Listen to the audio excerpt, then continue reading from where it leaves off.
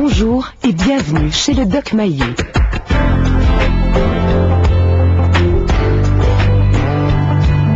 Société, débat, relations, famille.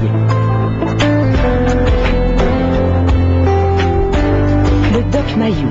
Retrouvons le psychiatre Pierre Mayou et notre animatrice Janine Ross.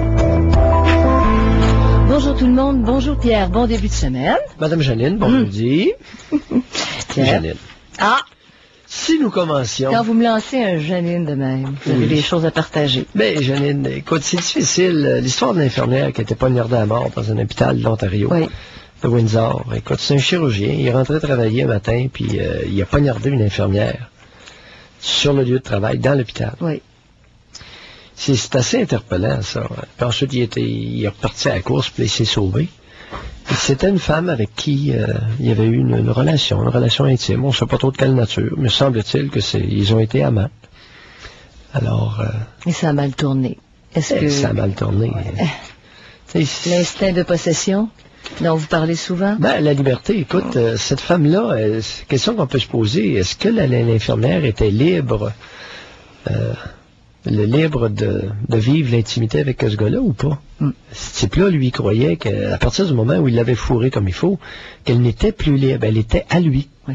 Et pourtant, vous faites affaire chirurgien, Pierre, c'est des formations spécialisées comme en psychiatrie, mais est-ce que c'est plus long même comme formation de chirurgie? Oui, c'est une spécialité, c'est la médecine de base plus la spécialité de 4 ans. Alors, on parle de 8-9 ans. Là. C'est des gens très instruits. Oui. Je me demande du don de soi. Elle s'était donnée à lui. Lui, il l'avait recueillie, puis il voulait la garder pour lui.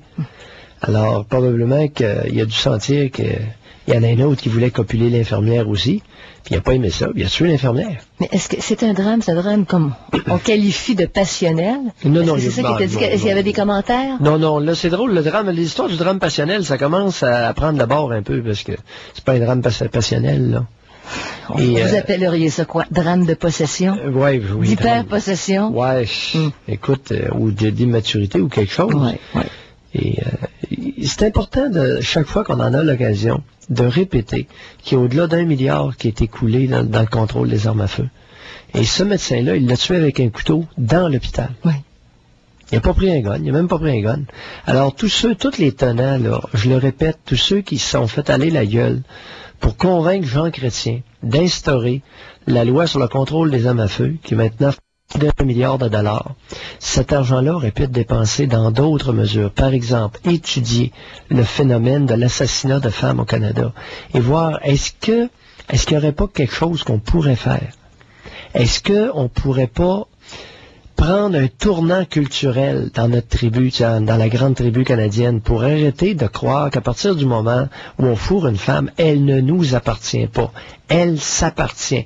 Elle est supposée, dans notre grand pays démocratique, d'être libre de se faire fourrer par qui elle veut. Elle est supposée. D'avoir des relations sexuelles, en tout cas. Être libre d'avoir des relations sexuelles avec qui? Oui. Ça colle, avec qui elle a envie, peu importe. Je veux dire, peu importe ses raisons. Oui. Même si elle voulait copuler avec un autre médecin, ça la regarde. Elle est libre. Elle peut le faire. Mais ça, Pierre, ça vient des instincts. Qu'est-ce que c'est? Mauvaise perception culturelle? Les deux. Instinct? Quoi d'autre? Un instinct qui est... Comment on pourrait dire ça? Alors, validé par la culture. Renforcé. Ouais. Un instinct, non seulement validé, mais renforcé solidement par la culture, le don de soi femme à l'homme, le don de soi dans le mariage, l'appartenance à l'autre consacrée par l'institution du mariage. Alors, tous des éléments privatifs de liberté. C'est important de les identifier, Janine, parce que il y a seulement à notre tribune qu'on tient ce genre de discours-là. C'est nulle part ailleurs. Ouais. Dénoncer ce qui n'est pas correct, même dans une institution religieuse. Donc, tu n'endigues pas les instincts, Pierre, tu endigues les gens. En validant les instincts. Oui. Pour endiguer les comportements humains. Pour faire en sorte que les gens ne se sentent pas libres de leur mouvement, de leurs décisions. Ouais. C'est important au moins qu'on ait une culture de liberté et non pas une culture d'asservissement. Alors lui, le gars, à partir du moment où il avait copulé, il croyait que c'était à lui. C'était sa femme. Mais logiquement, Pierre, il n'y a pas un homme en 2005 qui pourrait dire, t'es en entrevue, là, t'es devant d'autres personnes civilisées, supposément civilisées. Dire ça, ma femme est ma possession. Ça se dit pas, ça se dit plus. Ça se vit sans s'exprimer. Hey, ça passerait jamais, ça, une histoire comme ça. Bah oui, ça va passer. Ma femme est ma possession. Et... je sais pas. Mais non, regarde. Ça se dirait pas comme ça, hein? Non, la façon dont ça se dit, c'est la façon suivante. Ah, je l'aime, mais si elle me quitte, la crise, je la tue. Ça se dit couramment et régulièrement dans mon bureau. Et c'est excusé, Pierre, jusqu'à... Et à ce que je sache... Lorsque c'est dit ouvertement, il n'y a pas grands hommes particulièrement qui vont réagir. Et même des femmes, ils vont dire « Hey, t'as-tu pensé ce que tu viens de dire? » Ce n'est pas dénoncé, parce que ça fait partie de notre culture. Comme le chanteur, il y a quelques années, Bertrand, je sais pas quoi, un groupe français, là. Ouais. Bon, alors, la première chose... L'assassin de Nadine Trintignant. C'est ça, Nadine Trintignant. Oui, exactement, Pierre. Oui. Bon, ben, la première chose qui est sortie dans les journaux, que c'était titré, c'est crime passionnel. Et là, on en revient de ça, parce que... Ouais. Non, il n'y a pas de crime passionnel. Là, mais c'était les premiers jets, puis ensuite, il y a eu analyse, puis voyons donc. Le niveau de violence qui est appliqué pour la tuer... Et dans le cas du médecin, ce qui arrive, c'est qu'on est obligé de présumer que le type est en bonne santé, à tout point de vue, parce qu'il opérait ce matin-là. Il s'est présenté là pour opérer. Il y avait plusieurs chirurgies de cédulés dans cette journée-là. Donc, le gars est en pleine possession de ses moyens, n'est-ce pas? En principe. Parce que les autres l'auraient regardé, l'anesthésiste leur a dit, écoute, t'as des tremblements, t'as pas l'air là, t'es à gare. Tu sais, l'anesthésiste peut très bien intervenir quand un chirurgien a pas l'air là. Mais là, c'est pas ça. Le gars, en pleine possession de ses moyens, il rentre, monsieur. Pogne un couteau, puis il poignarde. Entre vous et moi, dans la salle de réanimation, vous savez. Elle est en train de préparer sa salle de réanimation. C'est rocambolesque. Mais c'est important qu'on en parle. On lui doit au moins ça, cette femme-là. On lui doit au moins ça, de parler de son décès pour essayer de faire progresser les choses et dénoncer un gaspillage d'argent éhonté qui donnera strictement rien, de l'argent qui aurait pu être utilisé pour mieux comprendre l'être humain. Écoute, on va mettre le paquet où, Janine, pour que ça arrête ces tueries de femmes-là? Est-ce qu'on met le paquet sur ces bozos-là, ou si on les laisse aller, puis on met le paquet sur la génération suivante? Ah, sapristi. Oui, parce que c'est tellement vissé culturellement et instinctivement chez certains humains. Je sais pas, Pierre. Je sais pas par où non, mais tu comprends, alors, c'est ce genre de réaction-là. On est bourré d'universités au Canada. Ah, il y en a-tu? Si on faisait le listing des universités au Canada, ce serait gênant. Il y en a! Ils font quoi, ce monde-là, dans les universités? Qu'est-ce qu'ils étudient? On est supposé apprendre à penser, Pierre, quand on va à l'université. Avoir des outils pour s'adapter à toutes sortes de milieux ensuite. Oui. C'est ça, une formation universitaire. Ouais. C'est universitaire. Oui, mais là, je te parle, moi, des professionnels, des professeurs, des chercheurs. Ouais. Qu'est-ce qu'ils cherchent, les professeurs, au Canada? Quand on confronte les étudiants en philosophie, Pierre, en philosophie, là. Je vais te donner un autre exemple. On confronte des idées, quand même. Je vais te donner un autre exemple, puis ça touche le sujet d'aujourd'hui. Petit bonhomme de 12 ans qui est décédé à Saint-Esprit, la famille a dit c'est le coussin gonflable dans l'auto qui l'a tué. Oui. J'espère que la famille se trompe. Mais y a-tu quelqu'un, il y a plein d'ingénieurs, il y a des tonnes d'ingénieurs au Québec. Coussin gonflable, là, ça peut tuer. Oui, et c'est pour ça qu'on dit qu'en bas de 13 ans... Qu'est-ce que ça fait là? Est-ce que j'ai le droit d'avoir le choix de me les faire enlever, ces maudites cochonneries-là, dans mon véhicule? Moi, j'en veux pas de coussin gonflable dans mon véhicule. Est-ce que j'ai le droit? Mais on n'est pas censé asseoir quelqu'un de moins de 13 ans en avant, sur la banquette. Ben là, écoute... C'est ça. Par contre, t'as des petites femmes t'as un enfant de 10-11 ans, tu ne l'assoiras pas sur la banquette en avant, puis tu vas lui dire, écoute, faut que tu t'assoies en arrière, il y a un coussin, là, qui peut te sauter, si ça saute, là, il va te tuer. Non, elle est là, cette mise en garde-là, mais je me dis, une femme comme moi, là, toute petite femme, on a à peu près la grandeur d'un petit gars de 12 ans. Tu sais, c'est ça aussi, est-ce qu'il faut que la femme s'assoie en arrière? Janine! En tout cas, Pierre, dans certains Janine, cas, j'ai reçu à mon bureau des tas de personnes qui avaient des entorses cervicales causées par la maudite ceinture de sécurité. Puis du monde, là, avec des douleurs, ils doivent vivre avec des douleurs importantes pour restant de le jour, causées par la ceinture de sécurité. Puis dans d'autres cas, ça sauve. Est-ce qu'on peut être libre? Les personnes sur les motos sont-ils attachées? Ils sont sur la route. Ouais, ils se ratent pas non plus, hein. Mais non, mais, Ils se ratent pas. écoute, Janine, est-ce que j'ai le droit? Est-ce que j'ai le droit, dans la tribu canadienne, de mettre ou de ne pas mettre ma ceinture de sécurité, de ne pas avoir de sac gonflable si j'en veux pas? J'ai-tu le droit de rouler un peu à vitesse que je veux ces autoroutes? Sans me faire écœurer, puis tu sais... Mais il y en a qui vont vous dire que collectivement, si tu avais pu sauver une vie par une ceinture, Pierre, on paie pour les gens qui sont accidentés. Oui, mais le petit bonhomme de 12 ans, la Puis on famille paie pour prétend les que c'est gens le sac qui l'a tué. Là, il va certainement Il y a une dame, à un avoir moment donné, qui a plongé dans une rivière, c'est deux petits, dans le comté de Champlain. Plongé dans une rivière avec son auto, puis les deux petits étaient attachés en arrière. Ils sont morts noyés, tous les deux. S'ils n'avaient pas été attachés, ça serait peut-être deux petits-enfants de plus. Puis pour chaque exemple que vous donnez, Pierre, il y a un exemple contraire. Il y a une femme, il y a 1 semaine ou 2 semaines, 51 ans, elle a été éjectée, c'était la seule à bord de la voiture qui portait pas de ceinture, puis elle est morte. Chaque fois, c'est ça. Janine, peux-tu avoir le choix? Peux-tu avoir un petit peu de choix sur certaines choses, ou tu vas tout décider pour moi ce que je vais faire? Non, Pierre. Tu sais, la liberté, là, est-ce qu'il y a un peu de liberté dans notre société? Il y en a beaucoup. Moi, j'ai l'impression Pierre, vous avez l'air... Moi, je trouve qu'il y a quand même pas mal de liberté. Allez, OK, explique-moi. Okay? Par rapport à d'autres pays. Ah bon? Par rapport à d'autres? Tu n'iras pas en prison parce que tu as un point de vue politique différent. Ah ben, par rapport à Cuba, ben oui. Comparons-nous, OK, je suis d'accord. Comparons-nous à Cuba. Ben, si on se compare à d'autres Alors, pays. ils n'ont pas la liberté d'opinion. Oui, c'est vrai. Sinon, ils sont foutus en prison. Bon, puis il y a la loi de guerre dans certains endroits, puis bon, tu sais, il y a le poids culturel. Les mesures de guerre. Bon, les veuves, on les a déjà eu en 1960 et... C'est-à-dire 72, 70, 70, 72? Ouais. 70. On les a déjà eu. C'est les mesures de guerre dans notre pays libre? C'était toute politique, mais tu sais, tu te dis, c'est certain que la liberté, elle est continuellement menacée. Puis la liberté d'action et de parole. Liberté ici, on est libre, on est pas mal libre dans nos opinions, hein, n'est-ce pas? On peut dire ce qu'on pense, puis... Si t'as l'air d'enrober, oui. Hein, tu seras pas en prison, tu seras pas poursuivi dans les tribunaux, tu seras pas dénoncé sur la place publique, tu seras pas beurré sur la place publique, tu sais? À moins de dénigrer quelqu'un. Ah, tu seras pas accusé, là, publiquement, par Joyal tu sais, d'avoir dit des choses épouvantables. Liberté d'opinion, oui. Mais ça va jusqu'où, tu sais, Le collectif, t'emmènes un bon point. Le collectif a décidé que... Mais je pense que c'est pire, ça, parce que c'est pas édicté, Pierre.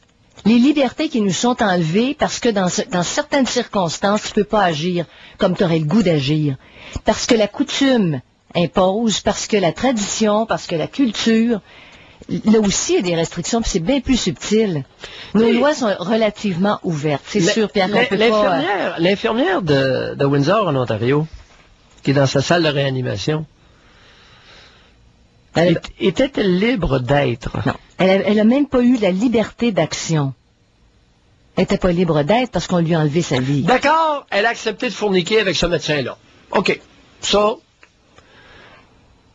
Mais était-elle libre? Lui, le type, là, il n'a jamais considéré cette femme-là comme un être libre. Jamais.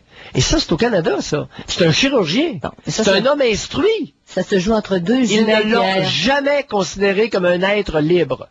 Est-ce qu'il est le seul dans notre pays? Alors, c'est juste lui. Qu'est-ce qui vous empêche de vous sentir libre? C'est notre question aujourd'hui. Qu'est-ce que ça veut dire pour vous être libre? Est-ce qu'il y a des sphères de votre vie où vous vous sentez moins libre? Vous sentez que vous perdez cette liberté? 790-0224, 1-800-667-5241. Retrouvons le psychiatre Pierre Mailloux et notre animatrice Janine Ross. Qu'est-ce que ça veut dire pour vous être libre? Est-ce qu'il y a des sphères de votre vie où vous vous sentez libre et d'autres où vous perdez ce sentiment de liberté? C'est souvent, Pierre, dans les relations proches, proximales. Qu'est-ce qui vous empêche de vous sentir libre? À tous les niveaux. Écoute, que ce soit lorsque tu prends ton véhicule automobile, les règles et règlements, c'est rendu, écoute, les règles et règlements de la société reflètent ce qui se passe, reflètent notre culture. Il y a tellement de règles et règlements, ça n'a plus aucun bon sens. Vous, Pierre, comme personne, comme être humain, est-ce que vous avez un sentiment de liberté? Avez-vous l'impression que vous pouvez agir? Très peu. Très peu. Et à mon corps défendable la plupart du temps, que ce soit sur mes opinions, sur ma liberté d'être, c'est relativement peu dans le collectif. Puis on pourrait dire, je pense qu'il y a bien des gens qui seraient d'accord, vous avez l'air d'une personne libre. Oui. Et vous la payez, ça vous le dites souvent, vous payez votre liberté, mais vous êtes... Oui, puis je suis obligé de prendre toutes sortes de mesures pour mettre mes proches à l'abri, puis ça n'a plus de fin. Donc, la liberté, c'est pour ça que ça vous touche beaucoup, ce sujet-là. Oui, la censure. Écoute, tous les organismes de censure, c'est rendu que ça pullule. On s'est débarrassé de la religion catholique pour s'empester littéralement de tout un paquet d'organismes de censure à tous les niveaux. Que ce soit le CRTC, les ligues de ci, les ligues de ça. Puis, tout le monde veut censurer, contrôler ce qui est dit, ce qui est fait. Alors, c'est pas pour rien, Pierre. C'est pour ça qu'on se dote de charte de droits et libertés, parce que faut continuellement revenir à ça. Tout le temps, continuellement, parce que le collectif est souvent beaucoup plus écrasant. Alors, on parle à Martin? Oui, bonjour Martin.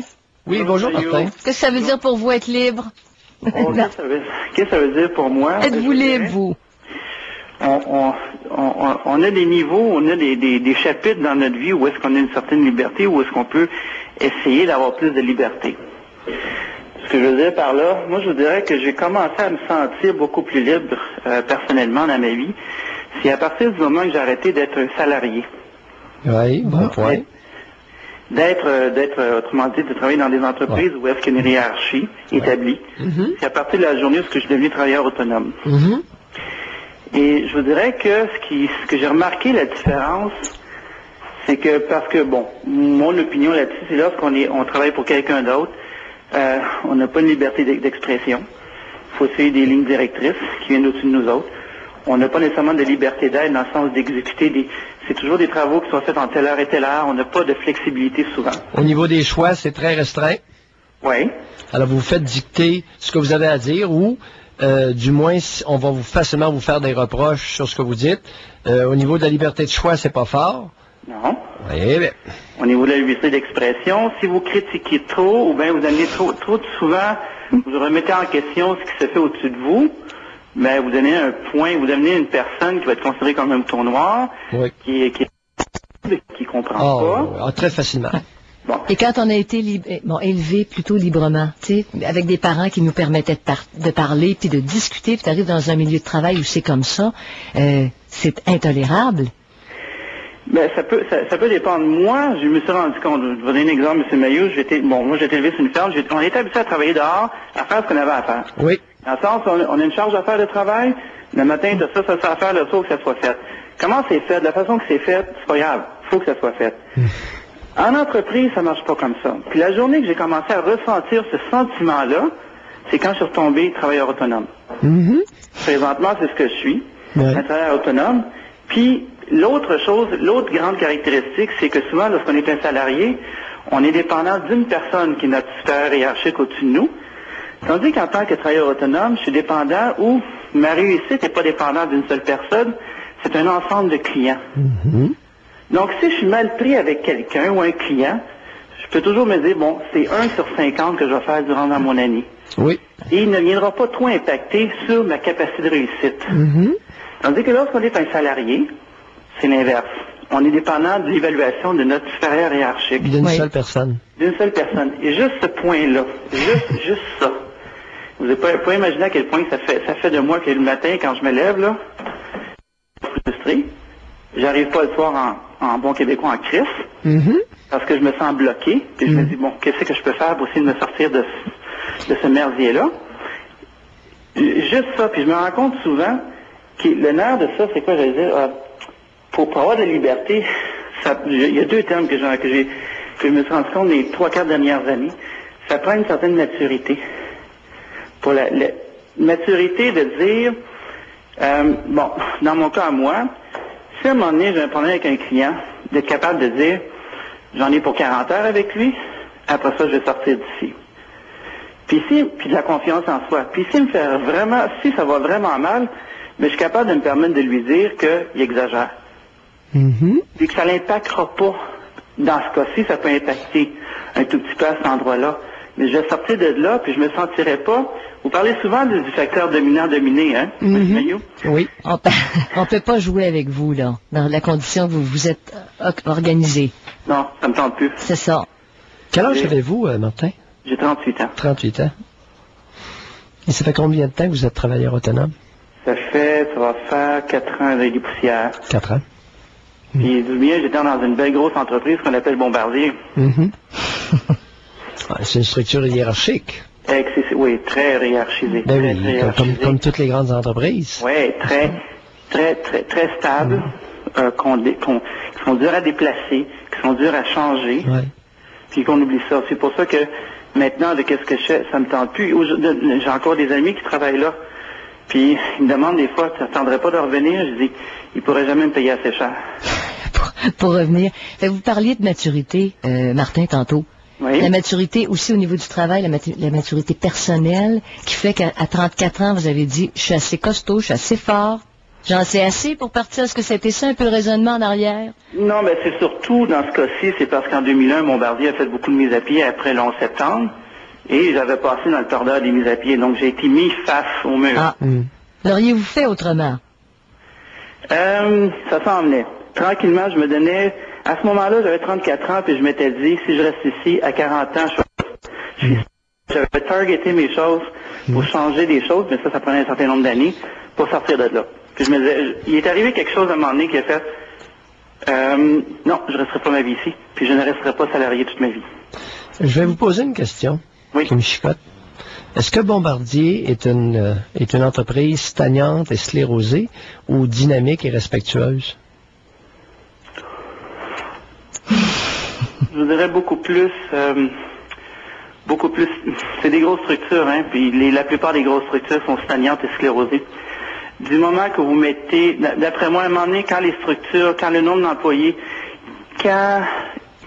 oubliez pas une chose, ils fabriquent pas, il faut aussi voir quel genre de compagnie, parce que vous prenez par exemple le cycle du soleil, ça se développe énormément, mais il faut comprendre qui est à la tête de ces entreprises-là. Quand vous avez des structures, puis je sais, je suis ingénieur de formation, quand vous avez beaucoup de ce genre de personnel-là, de gens qui ont ce minding d'esprit-là, Oui. ben c'est souvent des entreprises qui sont beaucoup plus rationnelles, c'est dur à changer ces entreprises-là, et ils sont pas, c'est pas ce que j'appelle les compagnies innovatrices. Vous savez, le fait d'être stagnant et sclérosé est un risque. Pour eux autres? Oui, c'est vraiment un risque. Il y aurait peut-être avantage à écouter des personnes comme vous. C'est vous, M. Mailloux, quand vous êtes... Merci, Martin. À la prochaine. De retour au Doc Mailloux. Retrouvons le psychiatre Pierre Mailloux et notre animatrice Janine Ross. Il y a des gens qui fonctionnent très bien, Pierre, dans un cadre libre, où ils peuvent s'exprimer au maximum, mais on a toujours des contraintes. Ça existe toujours, puis il y a du monde qui ont plus de difficultés à vivre avec certaines contraintes, et même je parlerais d'obligations quotidiennes, pas imposées par les autres. Les obligations, tu as des enfants, tu perds de la liberté d'action, tu restes là. Tu l'as choisi, tu restes là. C'est un choix, donc c'est un choix libre, mais tu sais, vivre librement comme un oiseau, là, à vol d'aile, puis tire d'aile et tout ça, c'est donné à peu de personnes. J'espère qu'il y en a plus qui vont réaliser qu'une entreprise, une institution qui est stagnante et sclérosée est non seulement privative de liberté, mais vouée à la régression et à la mort. Bon. Et ça, de plus en plus, ça va devenir comme ça. Ça a toujours été, puis il n'y a pas beaucoup de personnes qui conscientisent ça. Que ce soit une entreprise qui commence à stagner, à scléroser, elle est vouée à la faillite, elle est vouée à la fermeture. Mais expliquez-nous donc une chose, Pierre. L'esclavage et tout ça, là, il y a des économies complètes qui ont été bâties à partir de ça. Alors, tu restreins complètement la liberté d'un pourcentage de la population pour grandir. C'est sclérosé en titi, ça. Oui, ces entreprises-là sont tous... Il n'en reste plus de ça, ça a été transformé. Ça se transforme. Ça a été transformé parce qu'à un moment donné, ils ont dit, hey, avec l'esclavage, là, oh boy. On va le faire ailleurs. Oui. On se libère ici, on va le faire ailleurs, on va faire l'esclavage et des sous-contrats ailleurs, dans d'autres pays où on ne le voit pas, on voit pas le résultat. Oui, mais ça va être temporaire, ça va être temporaire. Je l'espère. On parle à Raymond. Bonjour Raymond. Oui, bonjour. Bonjour Raymond. Au départ, moi, je dois dire que je suis d'accord avec le docteur Mailloux sur sa citation, tout le monde en parle. Parce qu'il a cité des études qui sont enseignées en psychoéducation à l'Université de Montréal. Rappelons-nous-le. La seule question, oui. Est-ce qu'il y en a eu une sur les Québécois? Non. Non. Il y a aucune... Ces études-là sont américaines. C'est intéressant de... Ben oui, j'aimerais ça. Maintenant, est-ce que les Québécois sont assez braves pour se soumettre à des études de ce genre-là? Ben, je sais pas si... Ma réponse, c'est non. Je sais pas si au départ, les gens qu'on a sondés dans la première enquête, si ils étaient assez braves ou si on s'est... C'était des enfants, c'était 6800 enfants que Lisa Suzuki a sondés. Donc, sur des enfants à qui on ne demande pas, puis on les a soumis à des tests. C'est-à-dire, oui, ça a l'air anodin, comprends-tu? Et ça n'a pas rouspété jusqu'à temps que les résultats sortent. Non, mais est-ce que ça serait pas une réaction, je sais pas, moi, normale, parce que moi personnellement, j'étais d'accord avec vous parce que vous avez cité une étude. Et vous n'avez pas fait de commentaires négatifs ou positifs sur l'étude. Non. C'est une étude qui est vieille de 1993 et qui est enseignée. En psychoéducation à l'Université de Montréal. Fait que arrêtez de m'écœurer avec ça, là. Ah non, non, mais pas vous personnellement, Raymond. Mais ceux qui m'écœurent avec ça, le Voyal et compagnie, là, hey, prends un petit casse, prends le téléphone, puis appelle à l'Université de Montréal en psychoéducation, puis demande-le l'étude de Suzuki et Goodkin. Je suis complètement d'accord avec vous, puis mais je dis qu'il devrait y avoir aussi une étude sur les Québécois. Ah, écoutez, Raymond, que ça nous plaise ou pas, ça va peut-être prendre 5 ans, 10 ans, mais tous ces phénomènes-là... Il y a peut-être quelqu'un en ce moment qui fait un doctorat... En fait, une étude, ben, vous avez un bon point. Lisa Suzuki, c'était sa thèse de maîtrise. Ah, de maîtrise? Ben oui, c'était sa thèse de maîtrise, son étude. Maîtrise, c'est nécessairement une école d'information, là, plus que de théorie. Et qu'elle a présenté, d'ailleurs, on m'a dit, au Congrès des psychiatres américains qui s'était tenu à Toronto, en 1993. Ça commence à dater, ça, Pierre. Ben oui, c'est vieux, ça. Sérieusement. Je suis un abonné de Time Magazine et ça a été mentionné déjà. Mais ça a été enterré parce que c'est sûr que c'est pas politiquement correct. C'est ça, exactement. Et par la suite, il y a un comique, là, Ernstein et Murray, je crois, si je me trompe pas, qui ont sorti leur livre, le fameux livre, Le Bell Curve. Ça, c'est une autre affaire.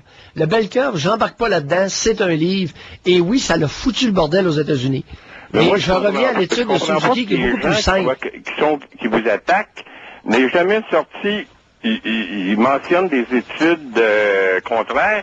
Il n'y en a jamais un qui en a sorti une étude qui en a cité une à ce que je sais. Non, il n'y en aura pas. Il n'y en aura pas parce que c'est énormément d'ouvrages de faire ces études-là. Puis s'il y en avait une seule qui vient contredire ou annuler l'étude de Suzuki, elle serait tout de suite sortie. Vous avez tout à fait raison de soulever ce point-là. Les gens qui vous critiquent devraient fermer le boîte, disons. Ben, Raymond, vous voudriez les censurer? Ils ont le droit de parler, mais ils n'ont pas le droit de le faire. Non, mais d'accord, mais qui apportent des arguments, ils disent, il y a de nombreuses études qui ont prouvé le contraire. Moi, j'ai lu ça quelquefois. Oui. Je sais pas. Oui. Il n'y en a pas un qui en a cité une. Il n'y en a pas un qui en a emmené une seule. Je sais pas, moi, je suis pas toujours d'accord avec vous. La preuve, c'est que je vais parler à votre comparse, là, parce que disons, dans votre publicité, on voit nez à nez. Mais moi, je me demandais à Janine, lorsqu'elle a fait ses enfants, est-ce qu'elle a eu l'impression d'être un chou à la crème? Pourquoi vous me dites ça? Autrement dit, fourré. Non, pas du tout. C'est une expression, moi, que vous avez employée tantôt, là, je sais pas. Mais pourquoi vous... C'est moi, non, c'est moi, Raymond. C'est pas moi, certain. C'est vous qui l'avez employé, pas Janine, c'est sûr. C'est moi. Non, mais elle a laissé passer comme si... Hey, Raymond, on s'obstinerait à quart de jour. J'aurais réagi sur le fait. Non, écoutez, je l'ai déjà mentionné. Elle ne peut pas me censurer. Si vous voulez essayer, faites-le vous-même. Parce que elle nous a déjà raconté son histoire. C'est une monoparentale dont le mari a disparu par une jamais carburé sur ma vie personnelle. Je suis je suis un être humain, Raymond. Vous n'avez parlé en réseau, là, un instant, là. Raymond. Vous êtes suicidé, donc c'est plus personnel. Dès que vous en parlez, par contre... c'est que l'émission s'y prête un peu. Là, que votre co-animateur, parce que c'est ça qu'on nous montre dans la publicité, nez à nez, n'est-ce pas? Je sais pas, là, mais... J'ai été coupé, oui, hein? Pardon? Non, vous n'avez pas été coupé. Qui a coupé? Bon, ben, c'est ça. Non, il y a C'est ça. Je dis très peu de choses sur ma vie personnelle. Oh. Hein, Pierre, franchement, là, en 8 ans, c'est possible. Il voulait te gosser. Ben, c'est ça. Ben oui, mais là, c'est ça qui est utilisé le mot. Non, mais c'est parce que, Pierre, il y en a qui voudraient que je fasse la policière avec vous. Ah. Et moi, je regrette d'être assez grand pour dire ce que vous avez à dire. Puis à un moment donné, je le dis. Je suis pas confortable avec ces termes-là, c'est clair. Mais je suis pas ici, je suis pas censeur ici. Non. Mais il y en a beaucoup qui voudraient que je le fasse. Vous savez? Tout à fait d'accord, Bon. ça, je le sais. Et ça m'arrive de le dire à ma manière, mais vous êtes ce que vous êtes. C'est ça. Et puis, si je me mettais Quand j'utilise un mot choquant, c'est précisément, et Raymond réagit, c'est précisément pour attirer l'attention sur un geste extrêmement important. Il n'a pas fait l'amour, le médecin. Tu comprends? Il a tué celle avec qui il avait eu une relation sexuelle. Certain. Fait que là, on va ajuster notre langage, les amis. Ce n'est pas parce qu'il l'a fourré qu'elle lui appartient. Ça se situe dans un contexte, comprenez bien. Parce que, mais si vous disiez, il y a eu une relation sexuelle avec elle. Il l'a tué, les caves. Non. Il l'a tué avec un coup de couteau en pleine salle de réanimation. Mais, Pierre, c'est certain qu'on peut pas dire qu'il a fait l'amour avec cette femme-là. Parce que pour aller jusqu'à tuer, c'est probablement une personne qui est pas capable d'avoir aucune émotion. Merci. Ça, c'est une chose. Bon, c'est ça. on peut dire relation sexuelle. Si ça choque, c'est des relations sexuelles. Il a consommé de la sexualité avec elle. Je voulais sciemment le mot choquant. Parce que ça n'a pas de bon sens. Allumé, ça n'a pas de bon sens. Il y a quelque chose dans notre culture qui n'a pas d'allure. En tout cas, Pierre... Oui, puis j'ai utilisé le mot sciemment. S'il y en a qui veulent venir jouer le rôle de censeur ici à ma place, c'est bien correct. Il n'y a pas de problème. Oui, moi, je suis pas pour passer toute une émission à reprendre au quart de tour. Les gens qui nous écoutent, je les estime assez intelligents pour savoir ce qui leur convient. Puis pour dire, maudit Mailloux, t'es vulgaire des fois. Bon, mais ils reviennent écouter pareil. Oui. Bon, et je le suis sciemment. À l'occasion. Pas toujours, mais à l'occasion. Alors, bienvenue aux censeurs. Ceux qui voudront s'essayer, la liberté, c'est ça. Ouais. C'est un reflet, Janine. Je t'assure, il y a tellement de monde qui veulent censurer les propos des autres dans notre société. Tout le temps. Ou leur faire... pourquoi t'as pas dit ça? Puis pourquoi t'as pas... Tout le temps. Tout le temps. Ça se passe à tous les niveaux. Ça commence dès le berceau, dès les premiers mots d'un gamin. Ça n'a pas de bon sens. La censure... Je croyais qu'en se départissant de la religion catholique, qu'il y aurait une espèce d'éclosion, d'épanouissement de l'être. Ça n'a pas changé grand-chose. Ça a peut-être donné la chance à plus de monde d'exercer de la censure. Bien dit. Correct? Tout à fait d'accord. Ouais, parce que là, c'était plus tenu juste par un. Là, tout le monde a le droit. Mais c'est beaucoup plus difficile de respecter les autres. Saviez-vous ça, Pierre? Hein? De respecter les autres dans toutes leurs couleurs, même quand ça fait pas ton affaire. À moins que l'autre t'attaque. Tu sais, là, ce qui arrive, c'est que j'utilise des mots vulgaires. Je l'attaque pas, le gars. Je t'ai pas attaqué toi. Mais c'est quoi cette idée-là de faire taire quelqu'un qui n'est pas... Si quelqu'un me menace, me dérange, moi, ou m'attaque, est embarqué... Tu sais, il est embarqué sur mon orteil, je dis, hey, il débarque de là, ça presse, là. Bon, alors on va... Oui?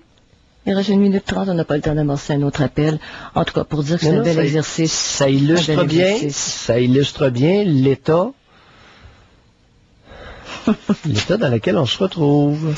Bon, alors... Y a-t-il autant de liberté qu'on essaie de se faire croire? Il faut toujours lutter, Pierre, pour sa liberté d'être, sa liberté d'action, tout le temps. Mais pourquoi? Tu es toujours obligé de convaincre quelqu'un à ton point de vue si tu veux arriver à quelque chose que tu as planifié continuellement. Sinon, on te met des freins. Tu veux démarrer une nouvelle entreprise, si on prend l'exemple de Martin tantôt, combien vont se lever pour te mettre des bâtons dans les roues? Tu penses que tu vas être capable? Ça s'appelle mettre faire des jambettes au point de départ. Tu sapes la confiance. C'est une manière de limiter la liberté de l'autre. Tu soulèves la peur. Est-ce que je me trompe? Non. Bon, Janine, alors chaque action commande un frein ailleurs, tout le temps. Dans l'industrie agricole, le nombre de monopoles est gênant. C'est devenu gênant au Québec. Puis on parle de liberté. Liberté de choix. Quand c'est plein de monopoles un peu partout. T'as pas le droit de commencer, c'est plein de règles, tu vas avoir beaucoup de difficultés à démarrer. Mais oui. Mais oui. Est-ce que la liberté est devenue une illusion au Québec? Est-ce que la liberté, c'est à l'intérieur de nous, Pierre, aussi? Étant donné que les structures sont tellement lourdes. C'est vrai, ce que vous dites, là, je vais dans le même sens, mais t'es pas libre dans ta tête, t'es libre de rêver, t'es libre de... Où t'es le plus libre sur cette planète? 790-0224, 1-800-667-5241. De retour au Doc Mayou. Retrouvons le psychiatre Pierre Mayou et notre animatrice Janine Ross. Qu'est-ce qui vous empêche de vous sentir libre? Dans quel domaine vous sentez qu'on brime votre liberté? On parle avec Joseph. Bonjour, Joseph. Oui, bonjour, Madame Ross. Oui, bonjour, Joseph. Oui, bonjour, docteur. Moi, il y a 4 domaines où est-ce que je me sens brimé dans ma liberté, dans ce nouveau pays qui est le Canada, qui est maintenant devenu une démocrature. Je dis, par exemple, la liberté d'expression. Bon, je trouve que ici on souffre beaucoup de médiatisme aigu. Hein. Regardez seulement la campagne qui vient de se terminer à la chefferie du Parti québécois. Les médias ont essayé de ne pas faire passer Boisclair en l'attaquant sur sa prise de coke, sur le fait qu'il était gay, etc. La maudite rectitude politique. Ensuite, il y a une autre liberté, Dr. Mayou, que vous avez effleuré tantôt. Vous avez parlé de la ceinture de sécurité, du coussin gonflable. J'ajouterais la liberté de porter un casque à vélo. Ça aussi, est-ce que je pourrais être libre de ne pas en porter si je veux, moi? Oui. Ensuite, une autre affaire, ça c'est Janine qui le disait tantôt, souvent les gens peuvent censurer les propos des autres. Ben, figurez-vous, M. Mayou, vous avez appelé sur un autre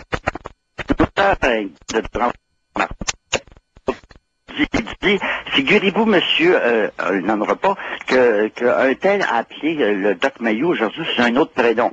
J'ai-tu le droit de donner le prénom que je veux, bordel au Québec, quand j'appelle la radio, surtout qu'on en a 3 dans notre tribu, sur notre baptême au moins, alors on peut-tu les utiliser à notre dos? Bon. Ensuite, la dernière liberté sur laquelle je m'attaque, moi, où je me sens brumé, c'est ma liberté de fumer. La maudite pensée unique, là je ne viserai pas vous, docteur Mayou, mais je vise le pouvoir médical qui est derrière toutes ces maudites foleries-là. Là.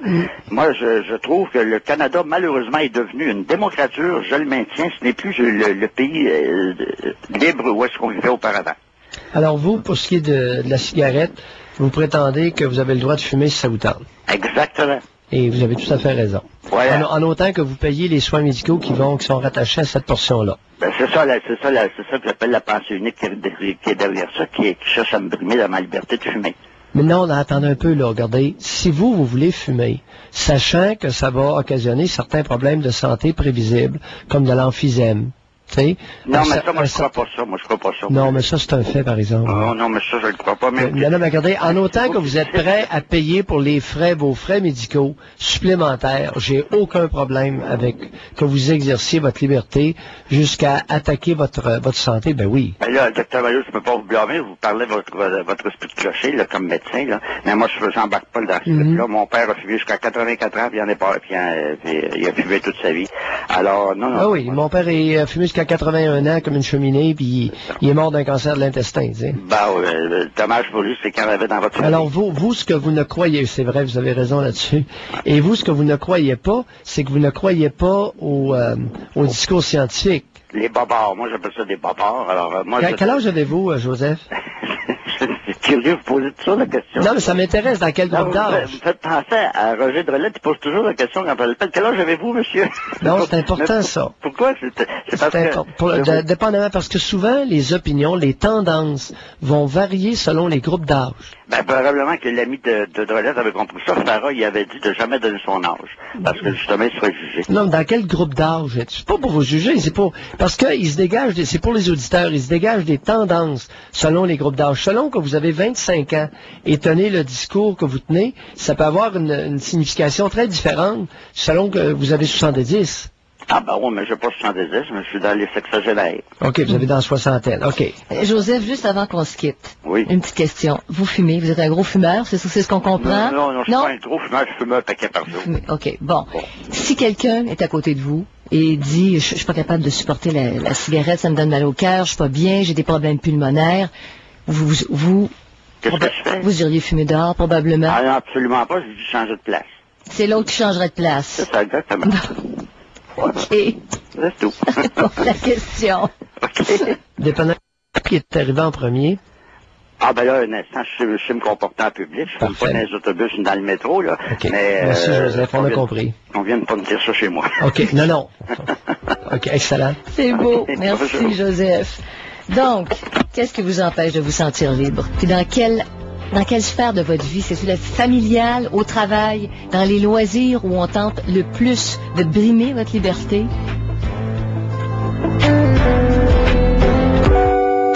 De retour au Doc Mayou. Retrouvons le psychiatre Pierre Mayou et notre animatrice Janine Ross. Est-ce que vous vous sentez libre? Et qu'est-ce qui vous empêche, sinon, de vous sentir libre? Des femmes aussi, hein? Est-ce que les femmes tiennent à la liberté? Là, ça va faire sauter. Je veux qu'il y en ait qui téléphonent. Je veux qu'il y en ait qui téléphonent. On parle à Lucie. Ben, Hey, Lucie. ne va pas trop vite, c'est bon ça. Je suis en train de le noter. Les femmes tiennent-elles autant que les hommes, je présume? À la liberté? Mais qu'est-ce que tu veux Oui, dire? parce que les hommes sont sensibles. Dès qu'on parle de liberté, les hommes vont se prononcer. Ils y tiennent. Je ne sais pas s'ils ils encaissent moins bien les limitations à la liberté. On va aller à nos auditeurs, puis j'aurai peut-être des commentaires à faire là-dessus un peu plus tard. Je trouve ta question extrêmement intéressante. Et on parle à Lucie. Bonjour, Lucie. Oui, bonjour Madame Ross et bonjour Pierre. Bonjour, Lucie. Mayou. Voilà, moi, l'idée de Janine, là, je reviens à l'idée de Janine. J'aime beaucoup son idée sur la liberté intérieure. La liberté intérieure. Moi, c'est ce que je sens que, en vieillissant, là, je suis dans la cinquantaine, je trouve que j'ai de plus en plus de liberté, mais je pense que c'est pas tellement la liberté à l'extérieur, c'est la liberté intérieure qui fait que j'ai l'impression d'être plus libre.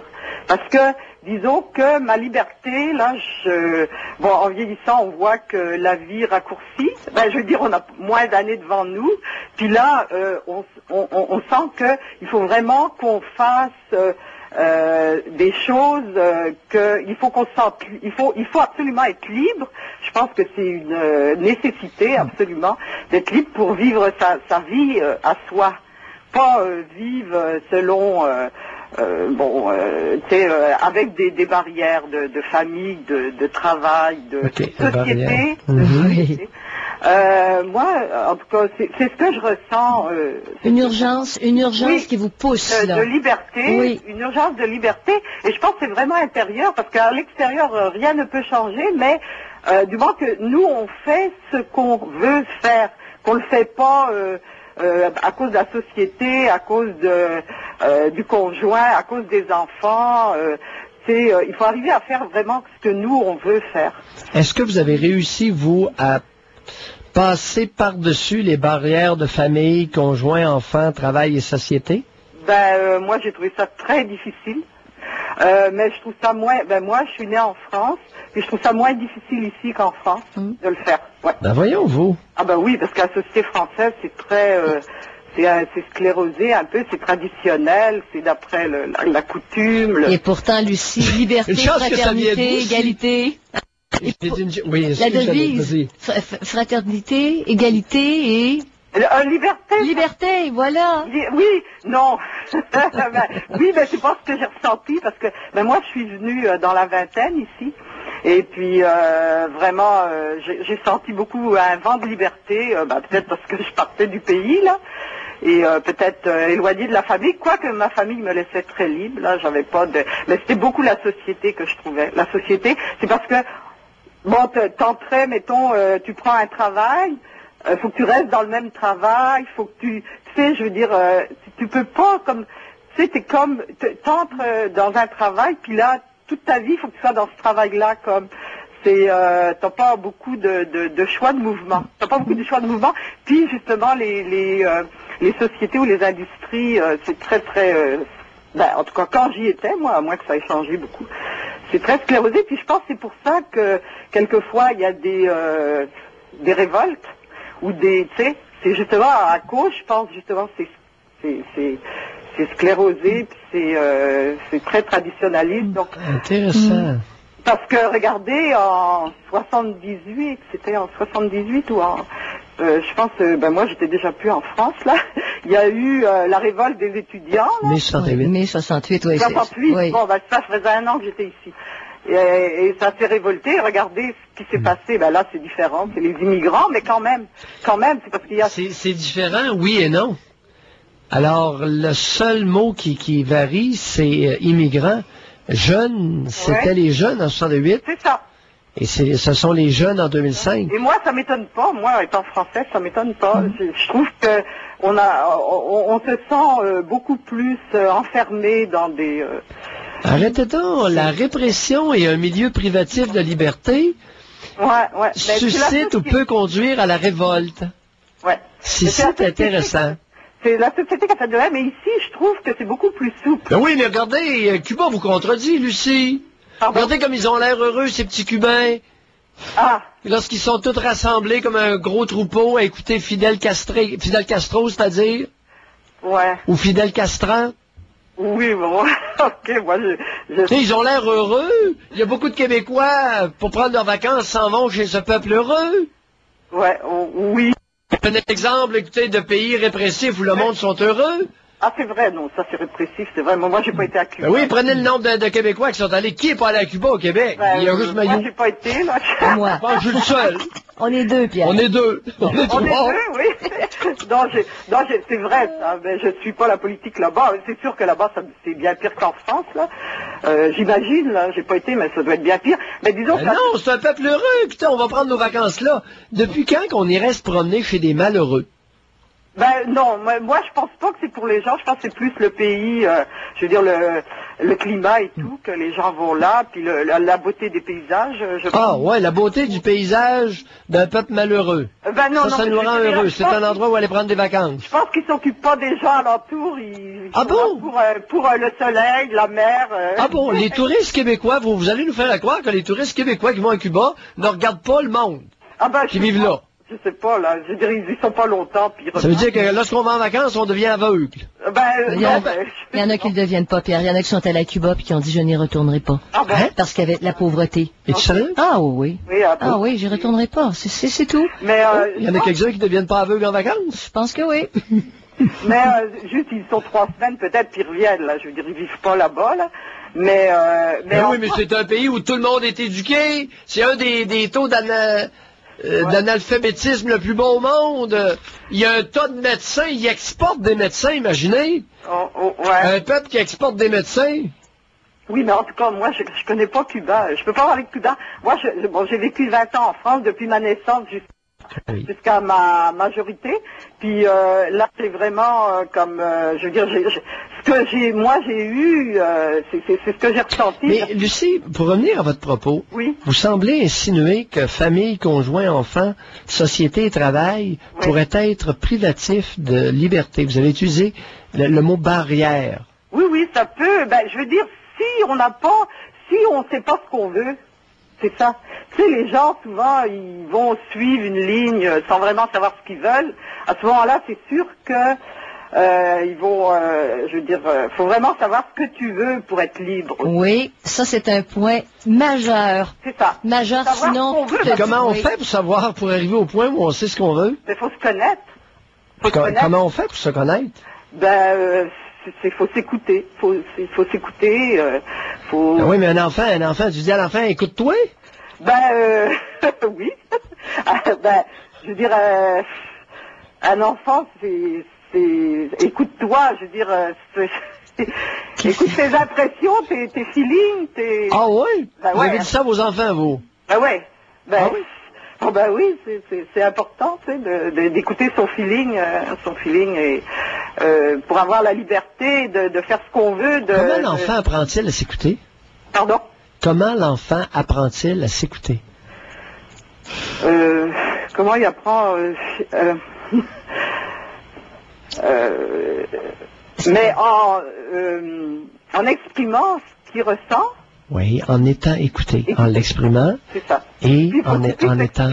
Oui, en étant. Et il faut qu'il soit écouté. Oui. Ça donne la valeur. Il faut qu'il soit écouté. Ouais. Oui, il faut qu'il soit écouté. Propos. Sinon, ses propos, c'est ça, il faut qu'il y ait une résonance chez l'autre. Oui, il faut qu'il soit écouté. Et quel est le pourcentage de parents québécois qui sont capables d'écouter un gamin? Ben, je pense que c'est pas beaucoup. Moi, je suis pas capable quelquefois comme hier, j'étais au restaurant, puis il y avait un enfant qui était à côté là avec des parents, puis ça me fait mal l'attitude là, vraiment là. Je suis comme, tu sais, c'est tout de suite la répression, puis, tu sais, je veux dire, C'est-à-dire... si on le voit, on voit sur le visage de l'enfant, tu sais, l'enfant, on le voit sur son visage. Ben, la répression, c'est-à-dire, là, dans ce cas-là, c'était le père, là, c'était, tu sais, bon, il fait un geste, il dit une chose, ben, arrête donc, puis tu vas pas encore refaire ça. Oh, c'est effrayant, je veux dire, c'est pas une attitude, c'est l'enfant... Et vous êtes, est-ce que c'est possible que vous soyez plus sensible à ça encore, parce que vous êtes parti de France à un moment où les parents avaient quand même beaucoup... Il y a pas culturel en France. Oui. L'éducation, Oui. c'est très structuré. C'est très structuré. Vous êtes peut-être plus sensible encore à ça aujourd'hui. Non, c'est plus par une expérience. Oui. Moi, mon Ça m'a restaurant rendu hier, au Québec, vous savez, on est au Québec, pays de liberté s'il en est un. Vous avez sûrement mal vu, vous avez sûrement mal compris ce qui se passait. Ce père-là n'était pas en train d'écraser son gamin. Ça se fait pas, ça, au Québec. Non, oui.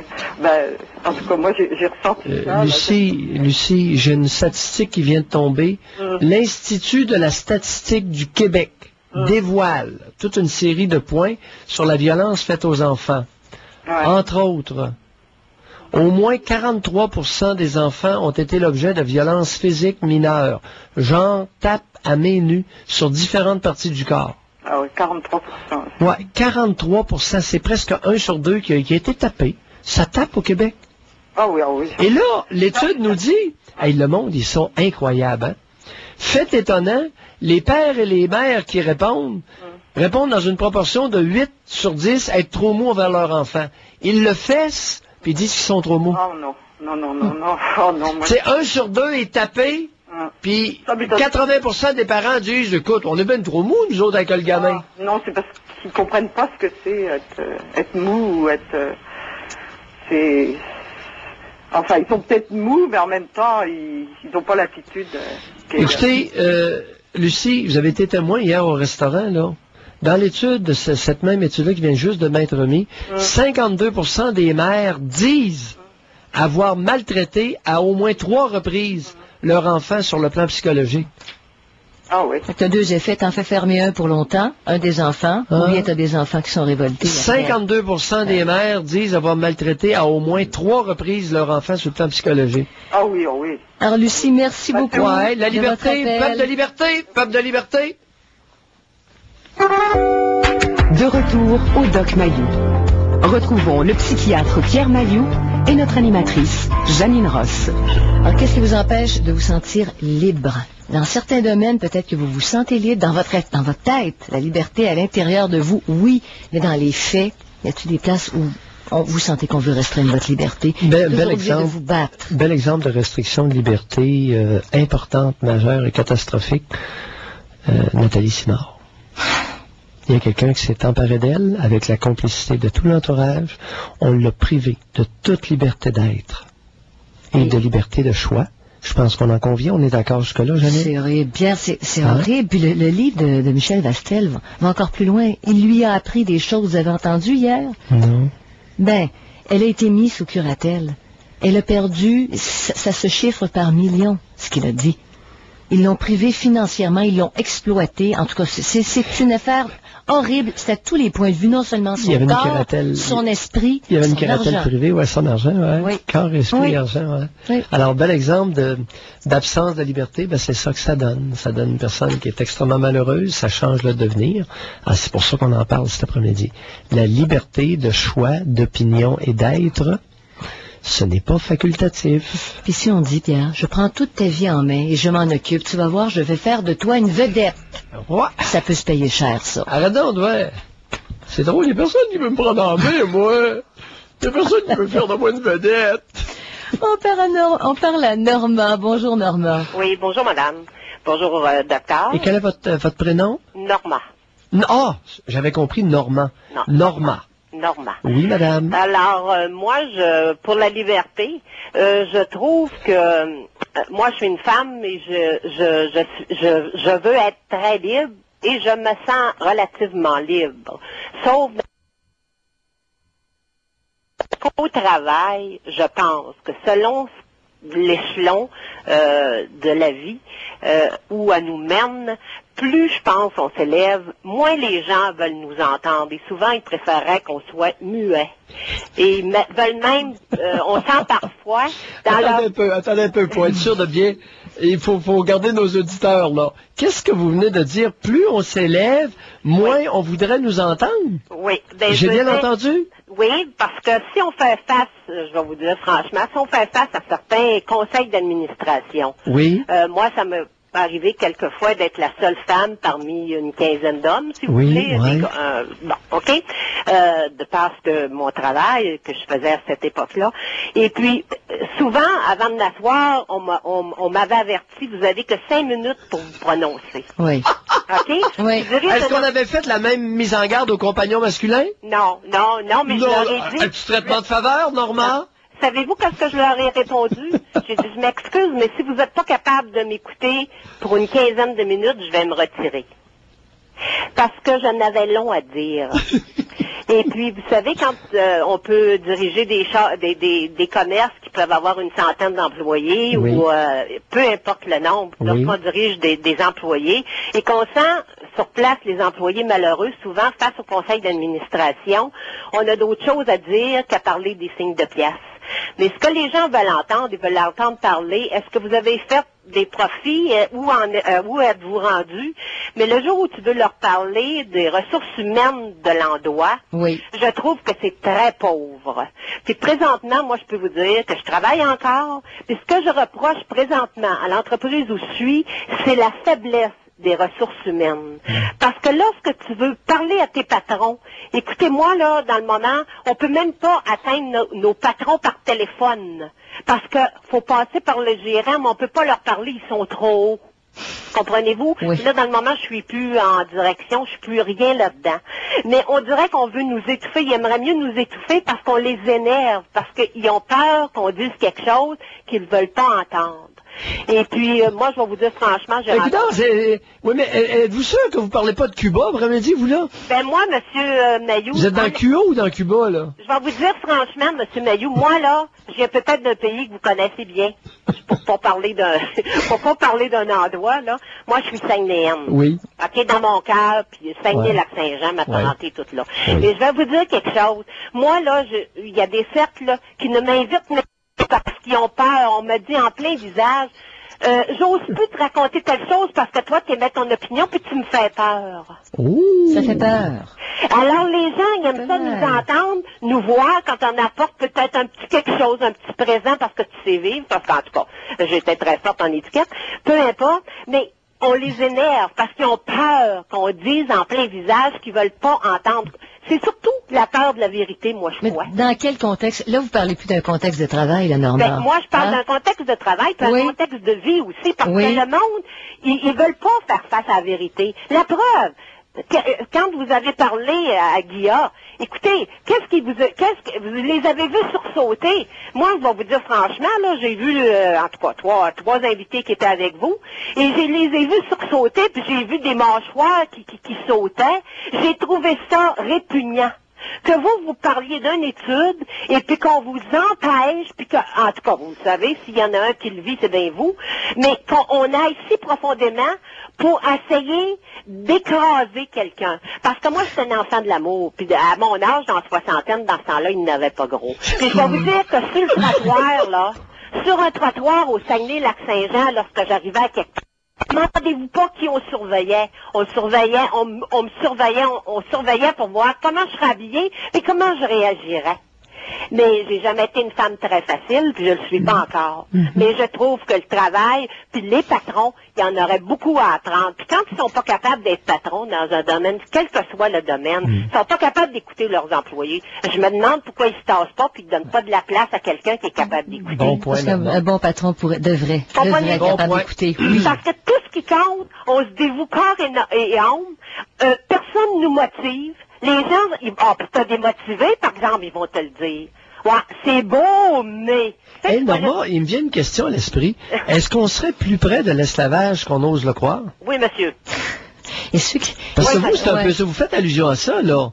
Vous faites allusion à un groupe d'employés qui, pour des raisons X, sont pas heureux. Oui. Ça va pas bien et on ne veut pas vous entendre en haute sphère parce qu'on ne veut pas entendre tout ce qu'on veut, c'est engranger les profits. On se maudit comme dans l'an 40 du bien-être des employés. C'est ça que vous dites? Oui, absolument. Hey, ça ressemble à un petit brin à l'esclavage, ça, là. Je vais vous dire mieux que ça. C'est camouflé, c'est politiquement correct. Ben, je vais vous dire mieux que ça, madame et docteur. Moi, là, où je suis présentement, on reçoit souvent des cadeaux. Si vous voulez, on va l'appeler le cadeau, ou des bonifications en produits, OK? Oui. Bon, ben ça, là, moi, je suis une des premières parce que ça fait pas très longtemps que je suis dans ce poste-là, ben, je suis une des premières qui garde les cadeaux puis qui a eu le front de dire au gérant, quand je vais recevoir un cadeau, venez fouiller dans mon sac puis dans ma sacoche pour me l'enlever pour voir qu'est-ce qui va arriver. Ben, croyez-le ou non, si vous pensez que c'est pas de l'esclavage en 2005, docteur, ils payent. Ils sont pas capables de payer les employés. Le 3/4 est au salaire minimum. Ils nous donnent pas nos bonifications, nos bonus qui reçoivent ces chèques, mais par exemple, ils sont capables de payer quelqu'un le soir à la fermeture pour venir vérifier la poche des gens, pour voir si on sort avec du stock. Okay, bon. Est-ce que vous trouvez pas ça dégueulasse? Je trouve que si on se sensible... Ça ressemble un petit brin, je te dis, on est peut-être plus proche de l'esclavage qu'on se l'est fait à croire. Oui, monsieur. Puis je vais vous dire qu'on n'est pas si libre que ça. Ouais. Mais checkage en règle. Ceux qui franchissent ça, par exemple, regardez la mairesse de Québec. Ben, elle parle, elle a un franc parti, puis les gens finissent par... Elle va toujours avoir des détracteurs, mais elle s'est illustrée. Pareil. Vous dites, vous sortiez, vous, Normand, c'est probablement la campagne, c'est probablement la campagne électorale la moins onéreuse de l'histoire du Québec. Je pense qu'elle a dépensé moins que 5 000 $ pour se faire élire maire de Québec. C'est gênant pour tous les autres candidats. Mais son honnêteté, son franc-parler, aucune enseigne, lui a fait faire du chemin. Aucune enseigne, aucun panneau publicitaire. Je pense que ça s'est jamais vu au Québec. Moi, je suis très contente, doublement contente qu'elle soit portée là où elle a été. Puis je vais vous dire, pour moi, pour madame que vous venez de dire, moi je vais vous dire, ça m'a pas ouvert des barrières, ça m'en a fermé certaines. Le fait de parler, vous dans votre cas, ça vous en a fermé. Je comprends. J'en doute même pas. Je comprends, votre grande trappe vous ennuie régulièrement dans votre cheminement de carrière. Écoute, elle aurait fallu. Vous savez, au Québec, il est important d'éduquer les enfants à licher des culs. C'est ça. Ben oui, parce que si on élève les enfants à dire ce qu'ils pensent, ça va être l'enfer. Ouais, mais ça va être retenu contre eux. Ouais, Tandis que si on les habitue à licher main derrière et être à l'aise avec ça, hey, ça va monter, monsieur. Mais si on habituait culturellement à parler puis à exprimer, percevoir des idées qui sont différentes, chacun apprendrait peut-être à les émettre sans être arrogant. Puis à ce moment-là, ça passe. Janine, tu vas foutre le bordel. L'entreprise où Normand travaille ne veut pas de ce genre d'employé-là. Elle veut des liches-culs. C'est ça, absolument. Est-ce qu'on est d'accord? Est-ce que je comprends bien, Normand? Oui. Il y en a qui sont liches-culs et qui nous coupent l'herbe en dessous du pied. Parce que comment vous voulez qu'on s'impose, nous qui sommes honnêtes et qui avons une facilité à s'exprimer, si tu as une compagne à côté de toi ou pas loin de toi, qui elle dit « Oh, beau patron, vous êtes tellement gentil, c'est vrai que vous avez de la misère. » Ben moi, je suis pas d'accord avec ça. Moi, là, il y a un jour, à l'âge de 15 ans, parce que à cause de la situation que je vous ai mentionnée plus tôt, j'avais un peu de difficulté. C'est sûr que, bon, c'était pas facile.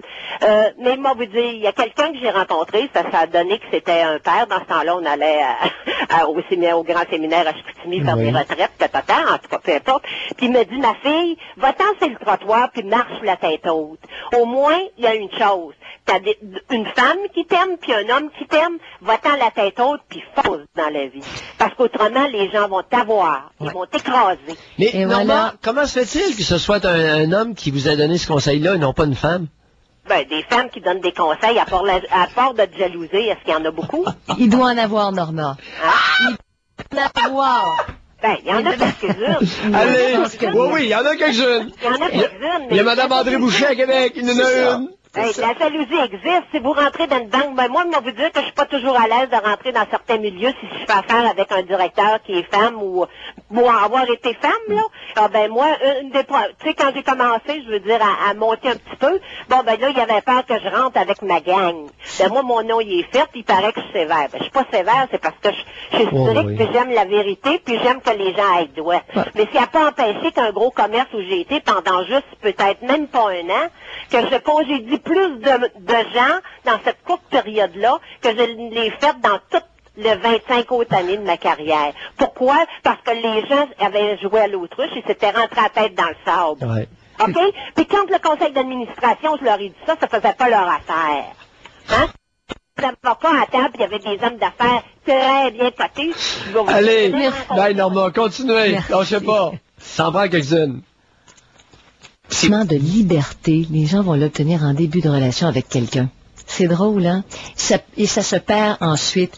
Qu'est-ce qui fait que vous... Tu sais, qu'est-ce qui vous empêche de vous sentir libre? Ça, c'est notre question aujourd'hui. Le grand sentiment de liberté, c'est ça, avec quelqu'un. Et ça inclut l'intimité conjugale. Qu'arrive-t-il à la liberté lorsque vous devenez amoureux?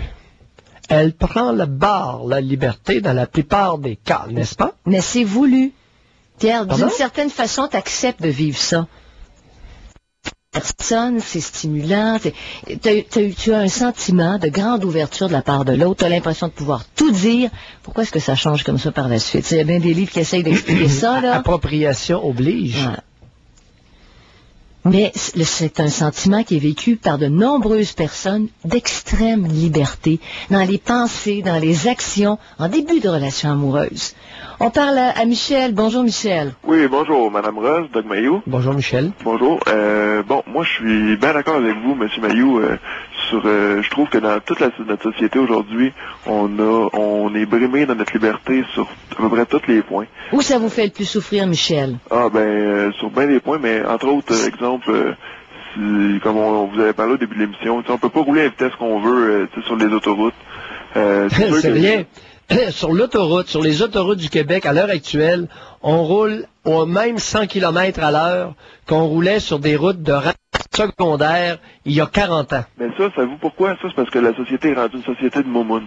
Tout est rendu trop contrôlé, une société en tout cas, c'est ça, de moumoune. On n'a plus le droit de rien faire. Avec les véhicules qu'on a aujourd'hui, rouler 140, 150 sur l'autoroute, il n'y en aurait pas de problème. Mais qu'est-ce que vous faites des femmes et des petits vieux? Justement, ils devraient apprendre à chauffer un peu mieux. Pardon? Ils devraient apprendre à chauffer un peu mieux. Espèce de sexiste et vieilliste. Y a-t-il des places où le fait d'être privé de sa liberté, ça fait encore plus souffrir que les petites limites de vitesse le soir? Non, Janine, regarde, Janine, là, on déplore, Michel vous en a un point, et régulièrement, on nous écœure avec la rage au volant. Janine, pour la population masculine, la vitesse à laquelle tu conduis un auto, c'est un facteur important. Mais Pierre, si tu te déplaces d'un point à un autre plus ou moins vite, Janine, tu raisonnes pas le droit de raisonner comme une femme, mais tu peux pas obliger les hommes à adopter ton raisonnement, par exemple. Je n'oblige personne, on parle là. Parce que c'est on parle pas de faut mettre les choses à la bonne place. On parle pas de rouler 160 dans une zone scolaire, là. Tu sais, c'est pas ça qu'on parle. On parle des autoroutes. C'est ça, on parle de choses... Alors, mesdames, si ça vous fait peur, quelqu'un qui vous double à 150 km à l'heure, prenez donc la route secondaire, il y en a. J'ai juste posé, Pierre et Michel, j'ai posé une question. Je dis, est-ce qu'il y a quelque chose qui fait plus souffrir? Vous me dites que ça vous dérange, c'est correct. Y a-t-il quelque chose qui fait plus souffrir? Puis on pourrait demander aux hommes, à Michel, où sa liberté restreinte le fait le plus souffrir, à part les autoroutes, admettons? OK, un autre exemple. Ça me fait penser un peu, j'ai vu ça dans votre biographie, M. Mayou. Moi, on vit sur une terre, OK? Ouais. Moi, ma blonde, elle s'en va courir, j'ai 3 chiens, ça va courir avec les chiens. Oui. Il y en a un des 3, c'est un matin de nappe. Je sais pas si vous connaissez ça. Oui, un matin, ouais. Oui, un matin de nappe, exactement. Bon, dans notre bois chez nous, qui est chez eux, elle rencontre du monde, puis ils ont peur du chien, puis ça se met à gueuler après elle. Mais regarde, chez nous, là, il y a des pancartes de pas passer, puis tout ça, là. Oui. Fait que moi, je peux pas me revirer de bord puis aller taper à gueule, lui, là. Parce que ça va être moi qui va être dans la merde, ça va être moi qui va être... Hey, Michel, ils ont eu raison d'avoir peur du montin. Oh non, Ça a l'air de quoi, ce chien-là? Un gros maudit chien. C'est gros. C'est un dog. C'est un chien dog, la série des dogs. C'est des chiens de garde. C'est des gros chiens de garde. C'est impressionnant. C'est un chien qui est impressionnant. Oh oui, c'est comme un Rottweiler, mais plus gros. C'est ça. Mais le chien, nous autres, on lui a fait couper les testicules. Il est pas méchant, mais pas peur. Alors, oui, mais vous l'avez pas fait édenter, par exemple. Si jamais il prend une croquée. Il n'a jamais été violent pour que ce soit... Non, mais c'est des bons gardiens. S'il ramasse quelqu'un sur son territoire, il va vous le ramasser solide, le montin. Ça, c'est sûr. Il va s'en rappeler, puis vous pouvez être certain qu'il ne retournera pas chez vous. Puis le fait est que justement, elle est chez eux, là. Puis le chien, il est chez eux. C'est l'autre qui se promène en 4 roues. Mais ce que vous n'avez pas compris, c'est qu'au Québec, la vaste majorité des Québécois n'ont pas le sens de la propriété privée, n'ont pas le respect de la propriété privée. Pourquoi dans ma biographie, vous pensez que j'étais dans un champ en plein dimanche après-midi avec une 303 chargée collée sous moi? Exactement. Mais ça, c'est parce qu'il en faut des... C'est que j'ai voulu éduquer une gang de ticasses. J'ai voulu éduquer une gang de ticasses que mes propriétés, vous passez pas dessus. C'est ça, c'est ça. Les clôtures, vous ne les coupez plus, les ticasses. Vous pouvez être certain qu'ils ont pu couper. Mais c'est ça l'éducation. C'est tribal. Le Québec est une tribu. Puis il faut éduquer le monde. Dire, écoute là, ça c'est à moi, c'est pas à toi. Si c'est à moi, tu viens pas sans être invité. Tu viens pas couper mes clôtures, mon ticasse, parce que je vais être de mauvaise humeur. Fait que Michel, vous vous sentez même... Monsieur Mailloux, si vous auriez fait quelque chose, ça aurait été vous qui auriez été dans le trouble après. Non, hey, Michel, je suis plus rusé que ça. J'avais averti la police avant. Puis la police m'avait dit, ben écoute, si t'es pris pour tirer, commence au moins par les jambes, tu sais. Mais vous auriez eu la Sûreté du Québec est au courant. Non, ils ont essayé de me faire des problèmes après, mais ils se sont baisés, parce que j'avais averti la police. Puis la police dit, écoute, on peut pas, Mailloux, aller courir dans le champ après ces maudits niaiseux-là. J'ai dit, soyez sans crainte, moi je vais courir après. Il y a un autre point que je trouve, en tout cas, que je trouve vraiment le fun à votre tribune, c'est qu'au moins, il y a une place pour répéter vos propos de là 2 semaines. Monsieur Mailloux, c'était un peu cru, là, mais quand vous aviez dit une bonne vulve humide, ça c'est animal. Vous n'avez pas peur de dire les mots comme ils sont, puis de parler de sexe, il n'y en a pas personne qui parle de même. Comme que c'est. Faut utiliser les mots qu'on utilise. Pardon? Il dit, faut utiliser, comme l'autre d'Estelle, il dit, Cloutier, c'est un pénis. Ça, il a rien dit. C'était clair pareil. Non! Ben non, oui, mais c'est clair pareil, Janine. Les mots ont une signification particulière selon la culture et la sous-culture. Quand est-ce qu'on va comprendre ça? Tantôt, il y en a un, mon Raymond, il appelle là, en début, puis il engueulait Janine, parce que j'avais utilisé le mot fourré. Je l'ai utilisé sciemment, le mot fourré. Oui, mais ça, c'est peut-être parce que lui, il a de la misère avec ça. Hein? Non, mais savez-vous une question que j'aurais aimé lui poser? Oui. Est-ce qu'il lui est déjà arrivé de jouer dans sa tête avec l'idée de tuer une femme après qu'il ait été cocu? Ça, je sais pas, mais... Hein? Et c'est peut-être... Non, il a compris le message. Parce que si je vous disais, je suis renversé par le nombre d'hommes, la fréquence à laquelle je rencontre des hommes qui ont jonglé avec l'idée de tuer une femme quand ils ont été cocus. Ça, là, je n'en reviens pas. Ça, c'est ridicule, là.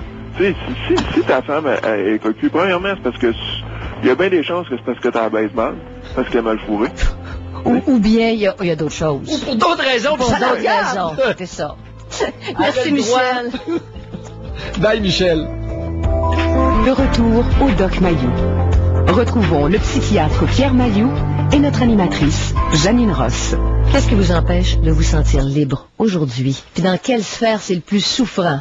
On en parle avec Joanne. Bonjour, Joanne. Bonjour. Bonjour, Joanne. Moi, c'est au point de vue travail. Avez-vous remarqué que si on travaille dans une compagnie syndiquée, au bout de 3 mois, on devient syndiqué, qu'on le veuille ou non. Ils enlèvent ça direct sur la paye. Puis je sais pas, c'est envoyé au gouvernement, ça. Joanne, c'est pour votre bien. Écoutez, les syndicats travaillent pour vous. Vous êtes ingrate. Ils travaillent pour vous. Oui. Oui, je vois ça, il travaille pour moi. Parce que la liberté syndicale, tu sais, tu peux adhérer ou non. Maudit bel exemple. La liberté, Monopole de l'UPA dans l'agriculture. c'est que j'ai Monopole de la Fédération des producteurs de lait. Liberté syndicale, oui. Des beaux... Hey, si on faisait la liste de tout ça au Québec, c'est devenu hallucinant. Les restrictions et règlements. Oh, les quotas de lait, les ci, les ça.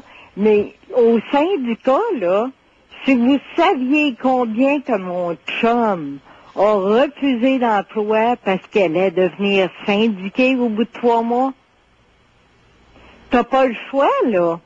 T'as pas le choix de dire non, je veux pas embarquer dans le syndicat.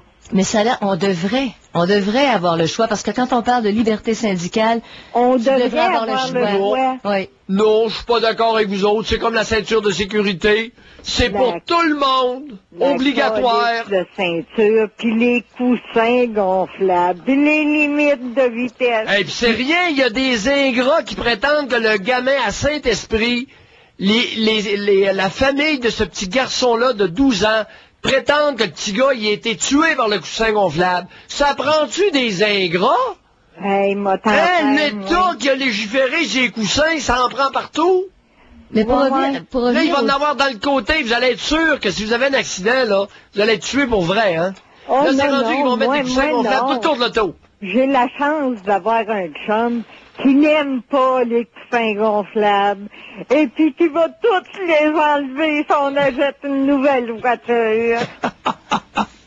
Hey, mais pour revenir au syndicat, donc, ce qu'on dit là, comme argument quand t'as un nouvel employé qui serait réticent à entrer dans le syndicat, des employés qui se syndiquent, c'est parce qu'il y a eu des problèmes à un moment dans l'histoire de la compagnie. Et les autres disent, tu adhères, on met de la pression, parce qu'on a gagné des choses dont tu vas bénéficier aujourd'hui. Alors, la liberté, je pense, Pierre, on l'a, techniquement, on l'a, mais cet argument-là a un certain poids aussi. Oui, mais ton argument, là, est fondé sur une prémisse qui est pas vraie. Ouais. Alors, ce n'est pas parce qu'il y a un syndicat dans une compagnie qu'il y a eu des problèmes avec cette compagnie-là. C'est pas vrai, ça. La prémisse est fausse. Mais en tout cas, dans les gros dossiers, il y a eu des problèmes. Il y a eu des relations patron-employé. Il y en a encore. Il y a eu des entreprises qui ont eu des maudits paquets avec leurs employés. Qu'est-ce qu'ils ont fait? Également. Ils mettent les dans le bas. C'est le revers. Le syndicat était nécessaire. Mais rendu aujourd'hui, on regarde là les beaux professeurs d'école. Oh, tout ce que ça donne, le syndicat, c'est que ça leur donne la chance d'en faire de moins en moins, puis d'être payés de plus en plus. Il y a une réalité, c'est que l'appartenance syndicale, souvent, a empêché beaucoup d'entreprises de congédier les incompétents. En plein ça. Ça, c'est un effet pervers épouvantable des syndicats au Québec. Mais quand il y a eu des grosses injustices, par exemple, et que des syndicats sont entrés, c'était un mal nécessaire. Écoute, la Gaspésia, là. Oh. Tu sais, 700 millions, 800 millions. Ah oui. C'est énorme, c'est une catastrophe. 3-4 coups comme ça dans une société, puis on est ruiné. Ouais. Alors, vive les syndicats. Ou un Paul Martin. Vous faites sûr une chose, avec les syndicats, on va tous être pauvres. Ça, là, vous pouvez être assuré de ça. Il n'y a personne qui va être riche. On n'aura plus de riches, mais on va tous être pauvres. En plein ça. Hey, le nombre d'entreprises qui ont fermé suite... Tu sais, c'est pas anodin, ça, là. Ils n'ont pas beaucoup, les syndicats, on a un gros reproche à leur faire. C'est leur manque d'esprit critique. Leur manque d'autocritique. Y a-t-il eu tant que ça des entreprises qui ont été acculées à la faillite en raison de l'instauration d'un syndicat? Moi, mon cousin, il a acheté une compagnie syndiquée, puis pas longtemps après, il l'a fermée. Oh, il y a beaucoup de... Si on faisait le listing au Québec... Il y en a une puis un autre. C'est peur, hein? Puis là, ce qui arrive, c'est que c'est joli, là, mais tu vois, regarde chez Olimel, toutes les entreprises, toutes les usines d'Olimel qui ferment une après l'autre. Olimel dit, c'est bien de valeur, c'est là où on baisse le salaire. Ils ont fait des concessions. Les employés ont fait des grosses concessions. Une fois fermé, là, ils ont dit, wow, un instant, là, concession importante. Mais c'est après les fermetures que les concessions arrivent, c'est pas avant. Il y a des discussions importantes. Par contre, il y a des employeurs qui ont fourré leurs employés. Il y a des employeurs qui ont exploité leurs employés comme s'ils étaient des esclaves. Tout ça existe. C'est des batailles incessantes de part et d'autre. Maintenant, de là à prétendre que le syndicat va régler toutes ces injustices-là, jamais de la vie. Mais au point de départ, c'est ça. Oui. C'est ça. Hein? Merci, Joanne. Alors, on parle de la liberté aujourd'hui. Liberté, où est-ce que vous vous sentez moins libre? Alors qu'on devrait vivre dans un monde au Québec où on peut s'exprimer. Où vous vous sentez moins libre? Chez vous, au travail? De retour au Doc Mayou. Retrouvons le psychiatre Pierre Mayou et notre animatrice Janine Ross. Il y a des gens qui ne réalisent pas qu'ils sont étouffés dans le choix de vie qu'ils ont fait. Oui. Ils ne sont pas libres. Ils ont fait des choix. Ils se sont mis dans une prison. Ils n'arrivent pas à s'en sortir. Janine, et on s'organise pour les maintenir là. Autre exemple, l'impôt déduit à la source. Le monde n'a pas le choix que de payer de l'impôt. C'est déduit à la source tous ceux qui sont salariés. Il faudrait changer le système politique. Puis il y a des pays où ils marchent juste sur les taxes, c'est sûr. Celui qui est travailleur autonome paye ça à la fin de l'année. Ben là, il essaye de lui têter là, des versements trimestriels. Mais l'impôt, ça se paye à la fin de l'année. Ça se paye pas avant, puis ça se paye pas pendant. Il faut d'abord que tu ramasses l'argent avant de... Et quel est le poids? Quand il y a suffisamment de gens qui sont mécontents, Pierre, on va changer les lois. Quand il y a suffisamment de gens qui font des pressions pendant des années pour changer des petits bouts de loi, c'est du temps, puis c'est le nombre qui fait. Janine, regarde, c'est important ce dont on discute cet après-midi, parce que qu'est-ce qui se passe en France actuellement? Combien de milliards ça va leur coûter? Vois-tu, ils n'ont pas fait attention à la liberté, ils n'ont pas écouté, ils n'ont pas accepté d'avoir des tribunes comme nous autres.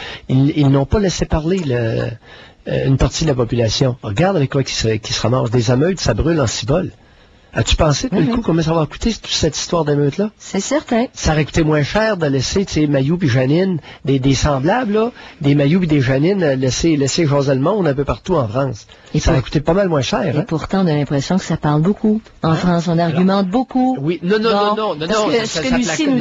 ça placote, mais pas ouvertement, puis pas de certaines choses. Wow! Puis pas de certaines manières. Alors, à ceux qui veulent me faire taire, là, réfléchissez un peu. Fermez notre tribune, puis attendez de voir l'impact que ça a de faire taire le monde. Regardez ce qui se passe en France.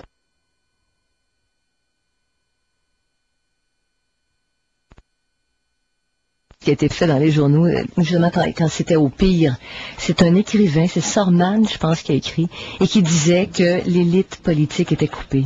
L'élite politique est formée toujours dans les mêmes écoles, c'est toujours la même façon de penser, et il y a une distance qui se prend avec le peuple, même avec les Français qui ne sont pas politiciens. Ils sont débranchés. En tout cas, c'était toute une analyse, c'était très intéressant. C'est important, la liberté d'expression, ce n'est pas pour le plaisir de la chose, c'est important pour l'épanouissement individuel, et c'est important pour des réactions collectives. Mais il faut que quelqu'un t'écoute, Pierre. Parce que tu peux bien t'exprimer tant que tu veux. Si personne reçoit une partie de ton point de vue, tu peux bien japper jusqu'à la fin des temps. Alors, ça avance pas, là. C'est une des raisons pour lesquelles des tribunes comme nous autres, des tribunes comme il y avait à Québec, puis peu importe le résultat, il est important de laisser parler le monde. Parce qu'autrement, après un certain nombre d'années, il y a un effet de révolte. Et là, ça va coûter trop. Alors, on parle à Robert. Bonjour, Monsieur Robert. Oui, bonjour, Mme Ross. Bonjour, Monsieur Mayou. Bonjour, Robert. Bon, d'emblée, je vous dirais, j'ai entendu un commentaire de Mme Ross tantôt qui disait que vous, M. Mayou, vous mentionniez que lorsqu'il y avait un couple, la liberté prenait le bord, puis Mme Ross disait que c'était un choix. Puis moi, je suis un petit peu d'accord avec ça, parce que c'est ce que je vis avec ma conjointe, puis je considère que les sacrifices, les compromis qu'on fait, c'est des choix qu'on fait, dans le fond. On choisit ça par rapport à notre bien-être mutuel. Mais pas jusqu'à se détruire, par exemple. Non, évidemment, c'est ça. C'est sûr. Ouais.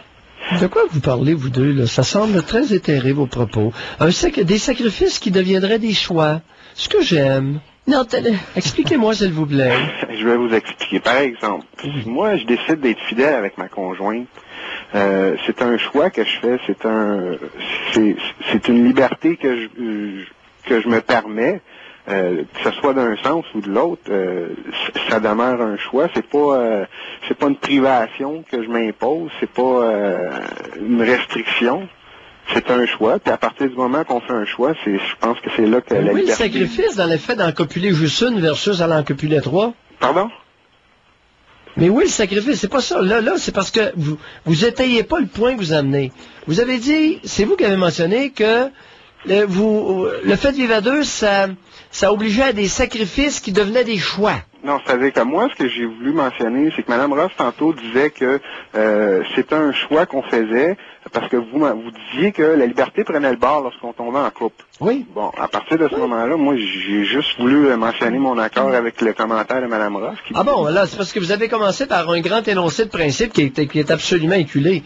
Les sacrifices qui deviennent des choix, c'est ce que vous avez dit. Mais écoutez, si ça veut rien dire, on oublie ça. Mais ce que je disais, là... C'est sans doute mal exprimé. Mais Robert, c'est parce que la seule affaire, ce que je disais à Pierre, ce que je mentionnais, c'est qu'au début d'une relation amoureuse, il y a une grande liberté. T'as le goût d'être avec l'autre, c'est un choix tout à fait libre, t'as le goût, et quand c'est partagé des deux côtés, et tu vas parler de trucs avec cette personne dont t'as jamais parlé avec d'autres. C'est ça que je voulais dire. Fréquent, ça? Ben, en tout cas, il y a une grande liberté au point de départ dans une relation. Dans un bon nombre. Puis pourquoi ça change après? C'est ça que c'est un peu ça la question. Parce qu'il y en a un qui mène, puis l'autre qui est mené. Moi, je référais à la liberté d'être. La liberté d'être prend le bord dans la plupart des vies conjugales, des vies communes. Alors que ça n'a pas commencé comme ça. Parce qu'il y en a un qui mène, il y en a un qui décide, puis l'autre qui obéit. C'est le rapport dominant. N'oubliez pas, chers amis, j'espère que je vous apprends rien, en vous disant que dans la vaste majorité des vies communes, c'est le modèle dominant-dominé. Il y en a un qui mène, puis l'autre qui écoute, puis l'autre qui obéit. Et puis ici au Québec, plus souvent qu'autrement, c'est la femme qui mène, puis le gars c'est le tapis qui suit. Si je peux me permettre, est-ce que vous seriez d'accord avec moi, M. Mailloux? Moi, je pense vraiment que la liberté, c'est dans le détachement, c'est dans le... Quand on réussit à se détacher surtout de nos désirs, c'est là qu'on devient vraiment libre, en tout cas en esprit. Là. De toute beauté. Les puristes vont jouir à vous écouter. Puis je voudrais peut-être aussi ouvrir un autre... se détacher de nos désirs. Oui. À partir du moment où je vis avec une femme et que je ne la désire plus sexuellement, je deviens libre. Oui. Écoutez, vous tournez ça de tous les sens, sur toutes les angles. Non. Robert, je vous invite à réfléchir et à essayer de concrétiser vos grandes idées éthérées. Non, je dis pas que je suis pas d'accord avec vous. C'est sûr que vu de cet angle-là, ça peut être plus difficile à accepter, mais je parle en général.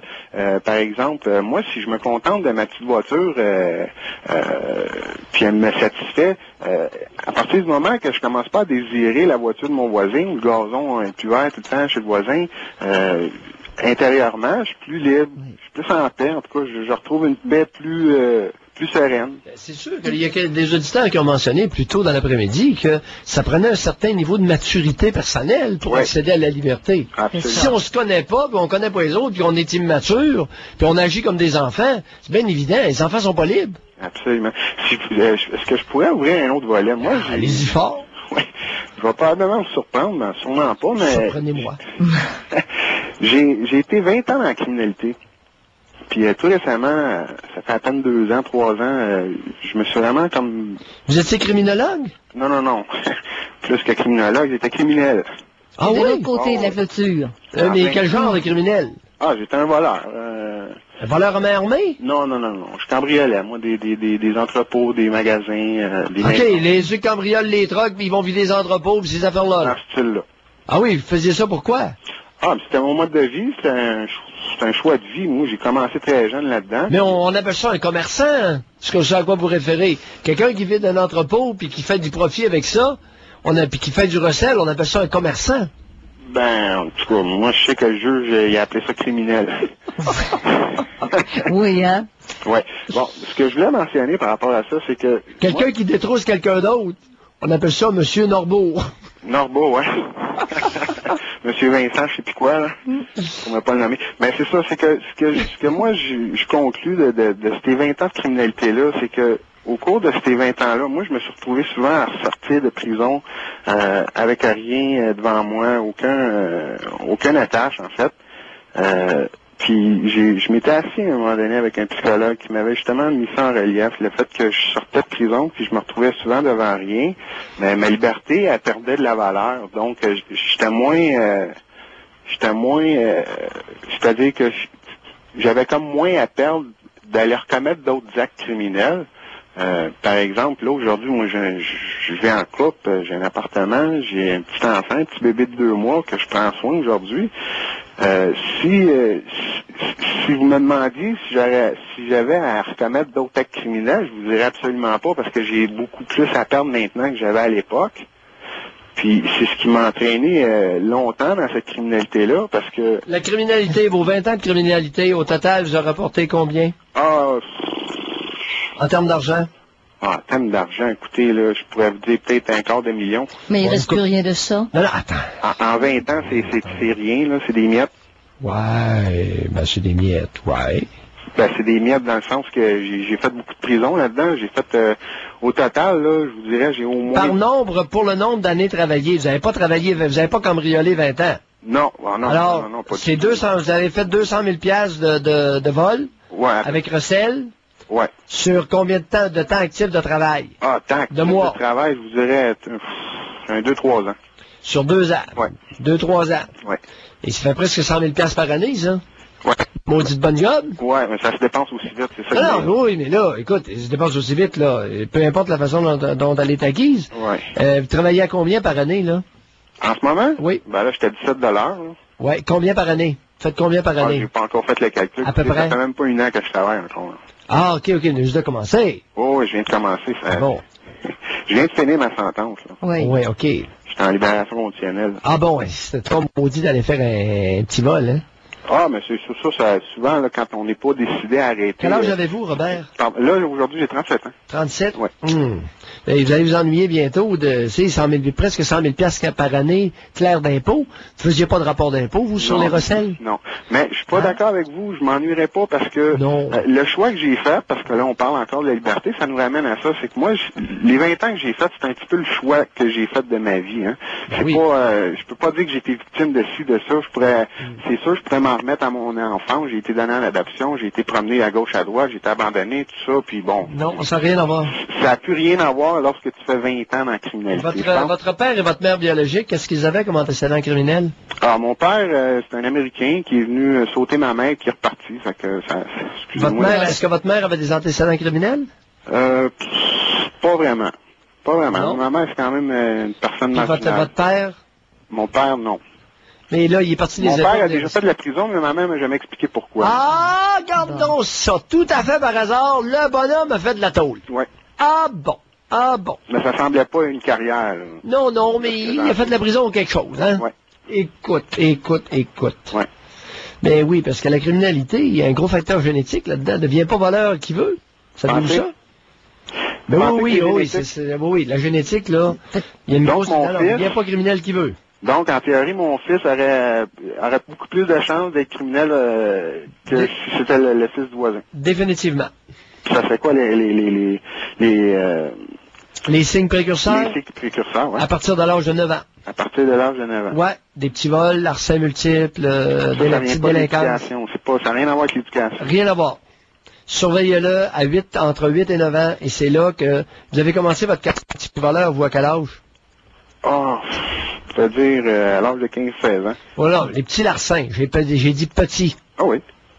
Avant 15 ans, vous n'avez pas fait? Les petits larcins, je pense, je me souviens d'avoir peut-être volé un jus dans un dépanneur à l'âge de 8 ans, 9 ans. Là, regardons ça, un petit vol de jus dans un dépanneur. Ouais. Ah bon? Non, ça commence entre 8 et 9 ans, c'est pas moi qui l'ai dit, là. Okay. C'est reconnu, ça. Okay. Alors, les criminels, écoute, mettre des petits feux, des petits larcins, des petits feux, puis c'est la petite cruauté, là, ça commence à 8-9 ans. Merci. Allez, bye, Robert. Oui. Grand philosophe. Au Doc Mayou. Retrouvons le psychiatre Pierre Mayou et notre animatrice, Janine Ross. Qu'est-ce qui vous empêche de vous sentir libre? Ou qui est-ce qui vous empêche de vous sentir libre? L'homme n'est pas comme l'humain peut rationaliser. Ah, c'est incroyable. Par rapport à l'appel précédent? Ah, les sacrifices. Écoute, on aurait juré un professeur de philosophie universitaire, un repris de justice. C'est sûr qu'il n'y a pas de saut métier, mais quand même. On parle à Hélène maintenant. Bonjour Hélène. Oui, bonjour. Est-ce bonjour, que vous m'entendez? Très bien, Hélène. Oui. Moi, j'écoute souvent notre émission, mais aujourd'hui, votre sujet me touche. Oui.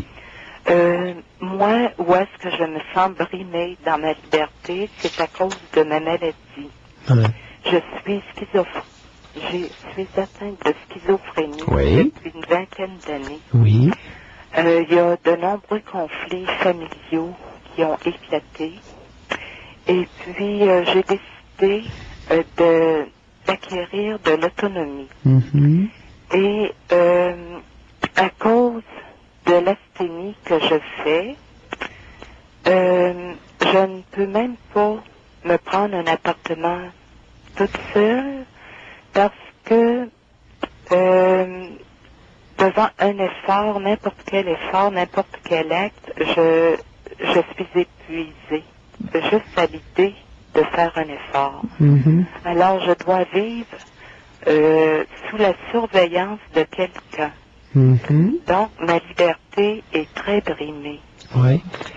Et puis, depuis que je suis née, j'ai perdu ma santé, Ouais.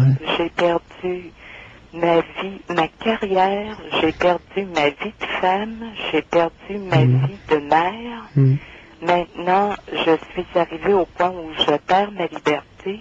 Ce que je vais faire, c'est que je vais prendre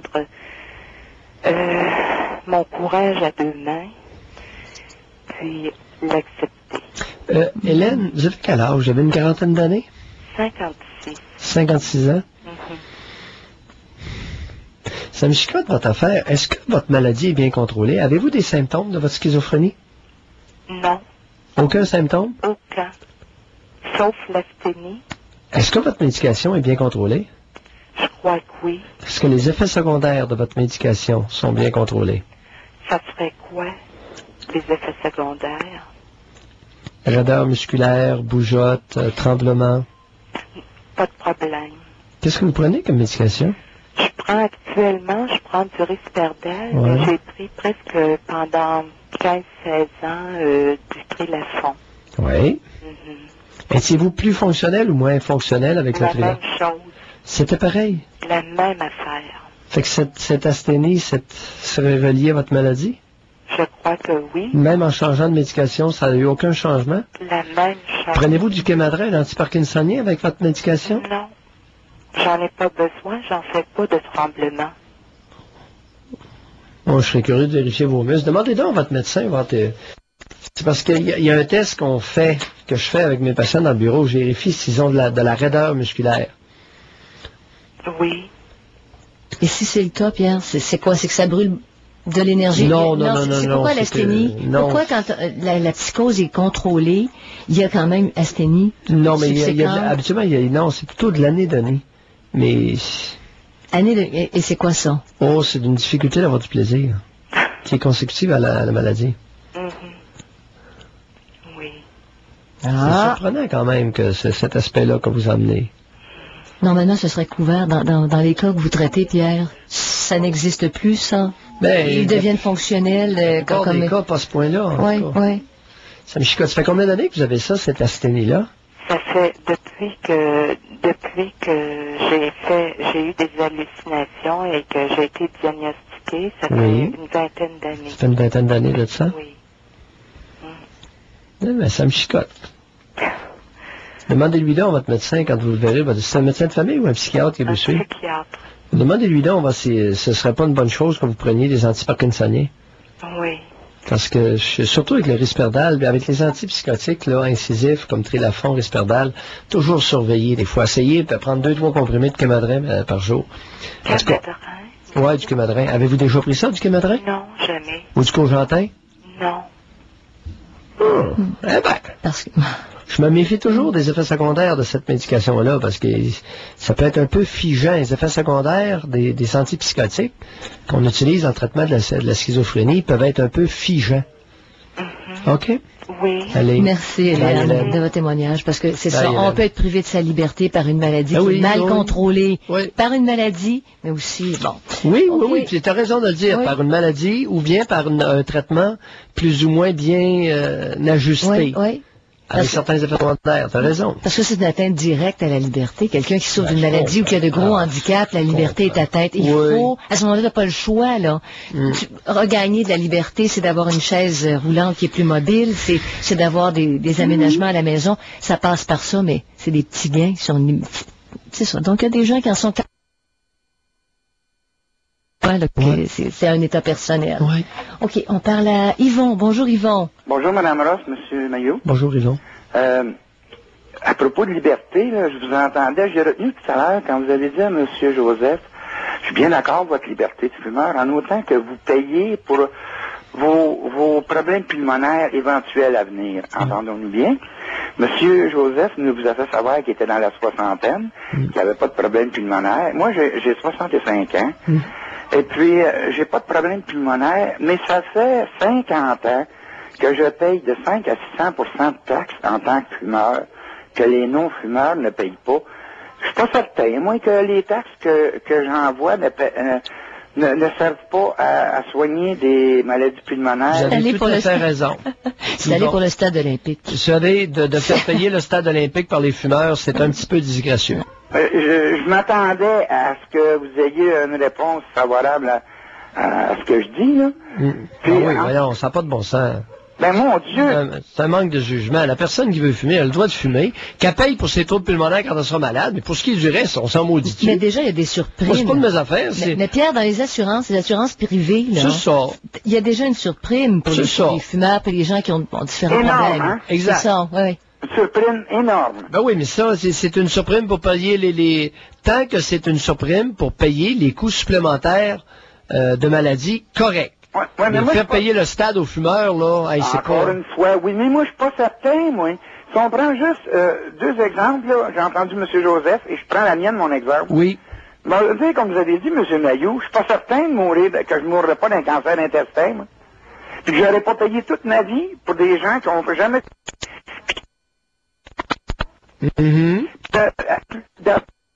Des années, toujours... Non, vous avez... J'accueille... Je comprends très bien votre point et vous y allez avec circonspection. Vous dites, assurez-moi, si j'ai à payer des frais supplémentaires, soyez honnête, ne me fourrez pas, s'il vous plaît. C'est ça que vous dites? Hey, M. Maillot, je vous ai entendu pendant des années. Vous rapportez toujours aux Québécois, mais j'ai compris maintenant pourquoi. Quand on parle de liberté, on s'entend-tu que nous, les Québécois, là, la liberté qu'on nous a appris, là, c'est de se mettre à genoux devant les étrangers. Est-ce qu'on pourrait avoir au moins autant de liberté qu'on donne aux étrangers? Je suis pas certain, moi, si je m'en vais... je suis pas certain, moi, si je m'en vais habiter en Arabie Saoudite, là, que je vais leur faire ouvrir des églises catholiques. Nous autres, là, à genoux, on a fermé nos églises catholiques pour les laisser venir et nous imposer leur mosquée. Vous avez tout à fait raison. Ben, c'est pas que je voulais avoir raison, mais je... Non, vous amenez un bon point. C'est vrai ce que vous dites. Ça me rassure de savoir que je suis pas le seul à penser de même. Non, vous n'êtes pas le seul.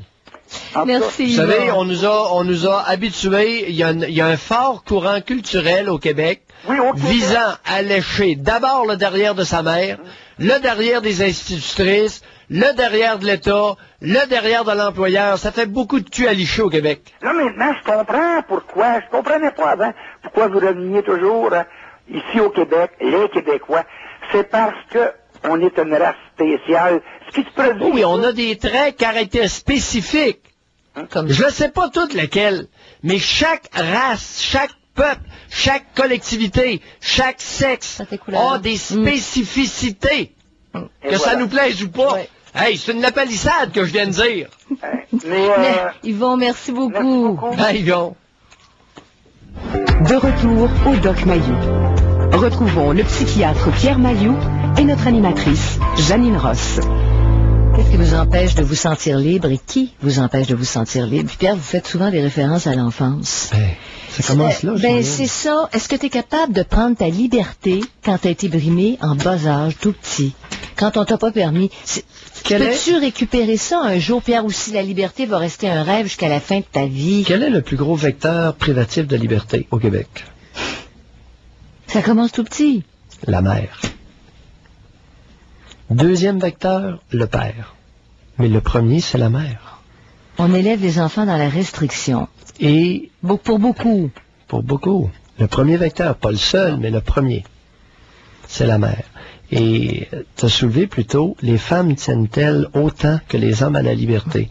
Ma réponse, c'est non. Est-ce qu'elles en sont privées beaucoup? Non. c'est qu'elles sont les principales agents, elles sont d'abord et avant tout le principal vecteur de répression.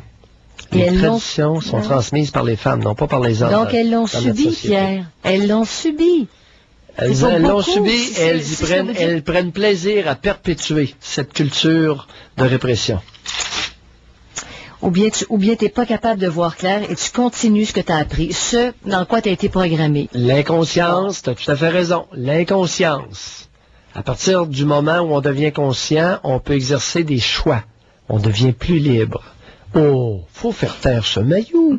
On parle à Maxime. Bonjour Maxime. Bonjour M. Mailloux et Mme Ross, ça va bien? Monsieur Maxime. Bon, premier point, M. Mailloux. J'ai pour mon dire que vous devriez nous dire si ça va bien. On peut percevoir vos propos des fois.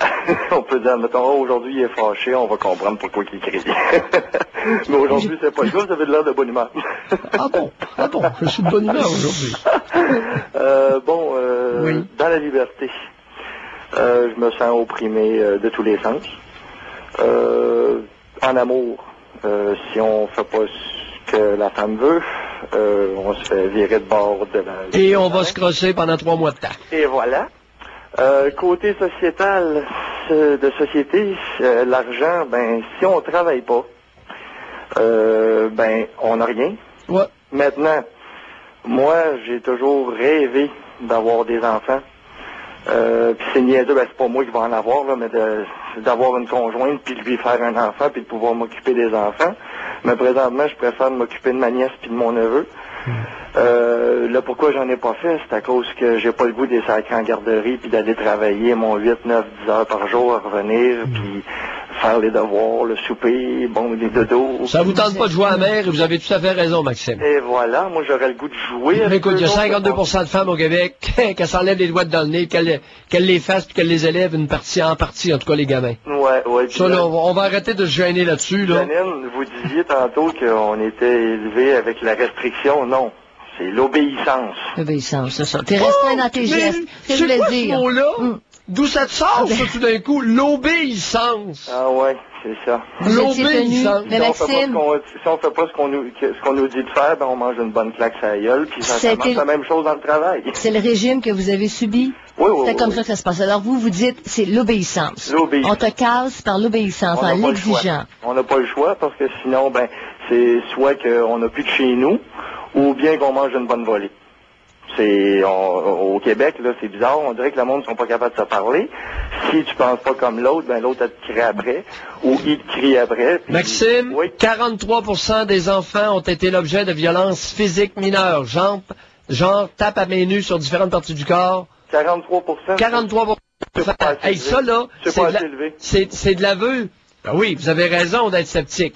Ça, là, c'est une statistique du Québec qui vient de dévoiler ça aujourd'hui même. Bon, ouais. OK? Et c'est ce que les parents eux-mêmes ont reconnu. Ben, il y en a 50% dans ce cas-là qui ont été menteurs en tabarouette. Tu sais, un gamin sur deux, au moins reçu une bonne tape. Ouais, OK. Moi, j'en vois plus que ça, parce que tu parles avec admettons, les adultes. Je parlais avec une hypnologue, une de mes clientes, il n'y a pas longtemps. Oui. Justement, par rapport à vous. Et puis, j'essayais de lui faire comprendre qu'à cause de ce qui s'était passé, tout le monde en parle. Puis elle a même pas entendu ce qui s'est passé. Et elle se l'est fait commenter. Ensuite de ça, j'ai essayé de la ramener puis d'y expliquer que c'est une moyenne, puis tatata. Ben, regardez, elle m'a fermé la gueule en me criant après, en me disant que j'avais trop un esprit contraste et que ça ne valait pas la peine de parler avec moi, puis elle est partie. Un esprit contraste. Ouais, je suis un contrarieur. Bon. Et voilà. Non, ça reflète en bonne partie. Ça reflète une partie de la culture du Québec. Ben, c'est ça, j'ai l'impression que tous les adultes sont comme ça. Oui, puis vous avez mentionné votre premier, vous vous sentez opprimé dans tous les sens. Oui. Vous dites, dans la relation amoureuse, si vous faites pas ce que madame exige... Ben, je vais être... Si j'aurais un enfant avec, ben, si je fais pas ce que madame dit, vous aviez raison sur le crossage pendant un bout de temps. Oui. Ensuite de ça, ben, si je continue à garder mon opinion puis ma manière de faire, ben, bye-bye mon chum, donne-moi pension. Oui. Fait que, voyez-vous, j'ai bien des craintes pour faire des enfants. J'aimerais, c'est mon plus grand désir. Puis je me retiens. Je me retiens parce que Vous n'avez pas rencontré une personne qui vous laisse suffisamment... Ben, de un, mais de deux, j'aurais même pas de temps à le donner. Je veux dire, je pourrais même pas passer du temps de qualité. Ça va être du temps stressant que je vais pouvoir leur offrir.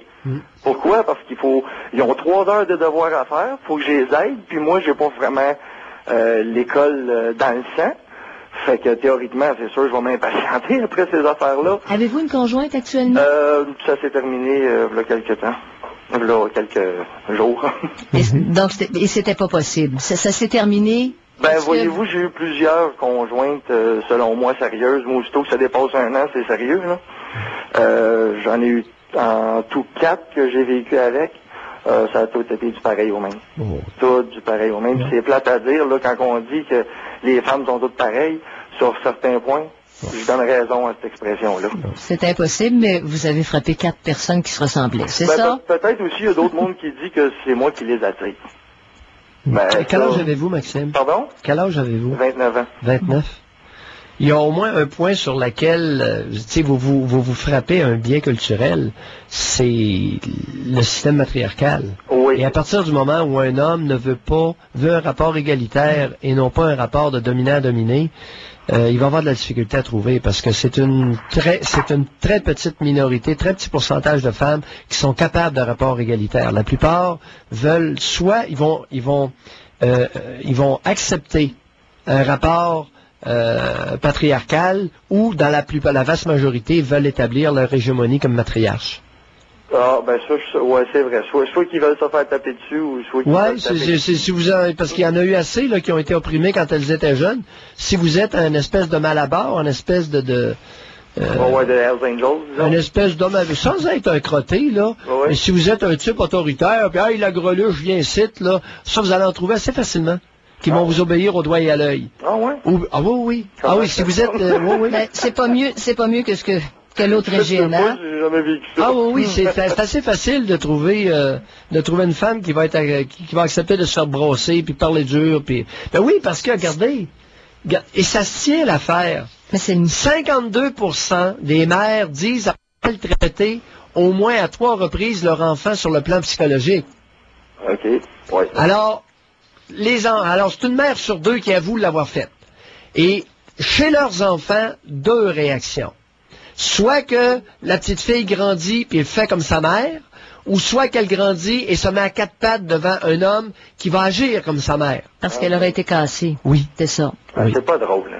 Fait que là, quand vous dites, là, vous n'avez frappé 4 de suite, pas surpris du tout, moi. Fait que Pierre, quand vous dites 20% des gens très équilibrés qui s'associent auraient la possibilité d'engendrer des êtres qui vont accepter le régime égalitaire. J'ai pas mon dire, le cerveau, c'est un genre de computer. Hein. Fait que si tu y apprends depuis le début de sa vie à répondre à ce qu'on lui demande, ben, veut pas, à un moment donné, quand c'est le temps de prendre toi-même des décisions, c'est comme ton ordinateur est tout mêlé, là. Oui.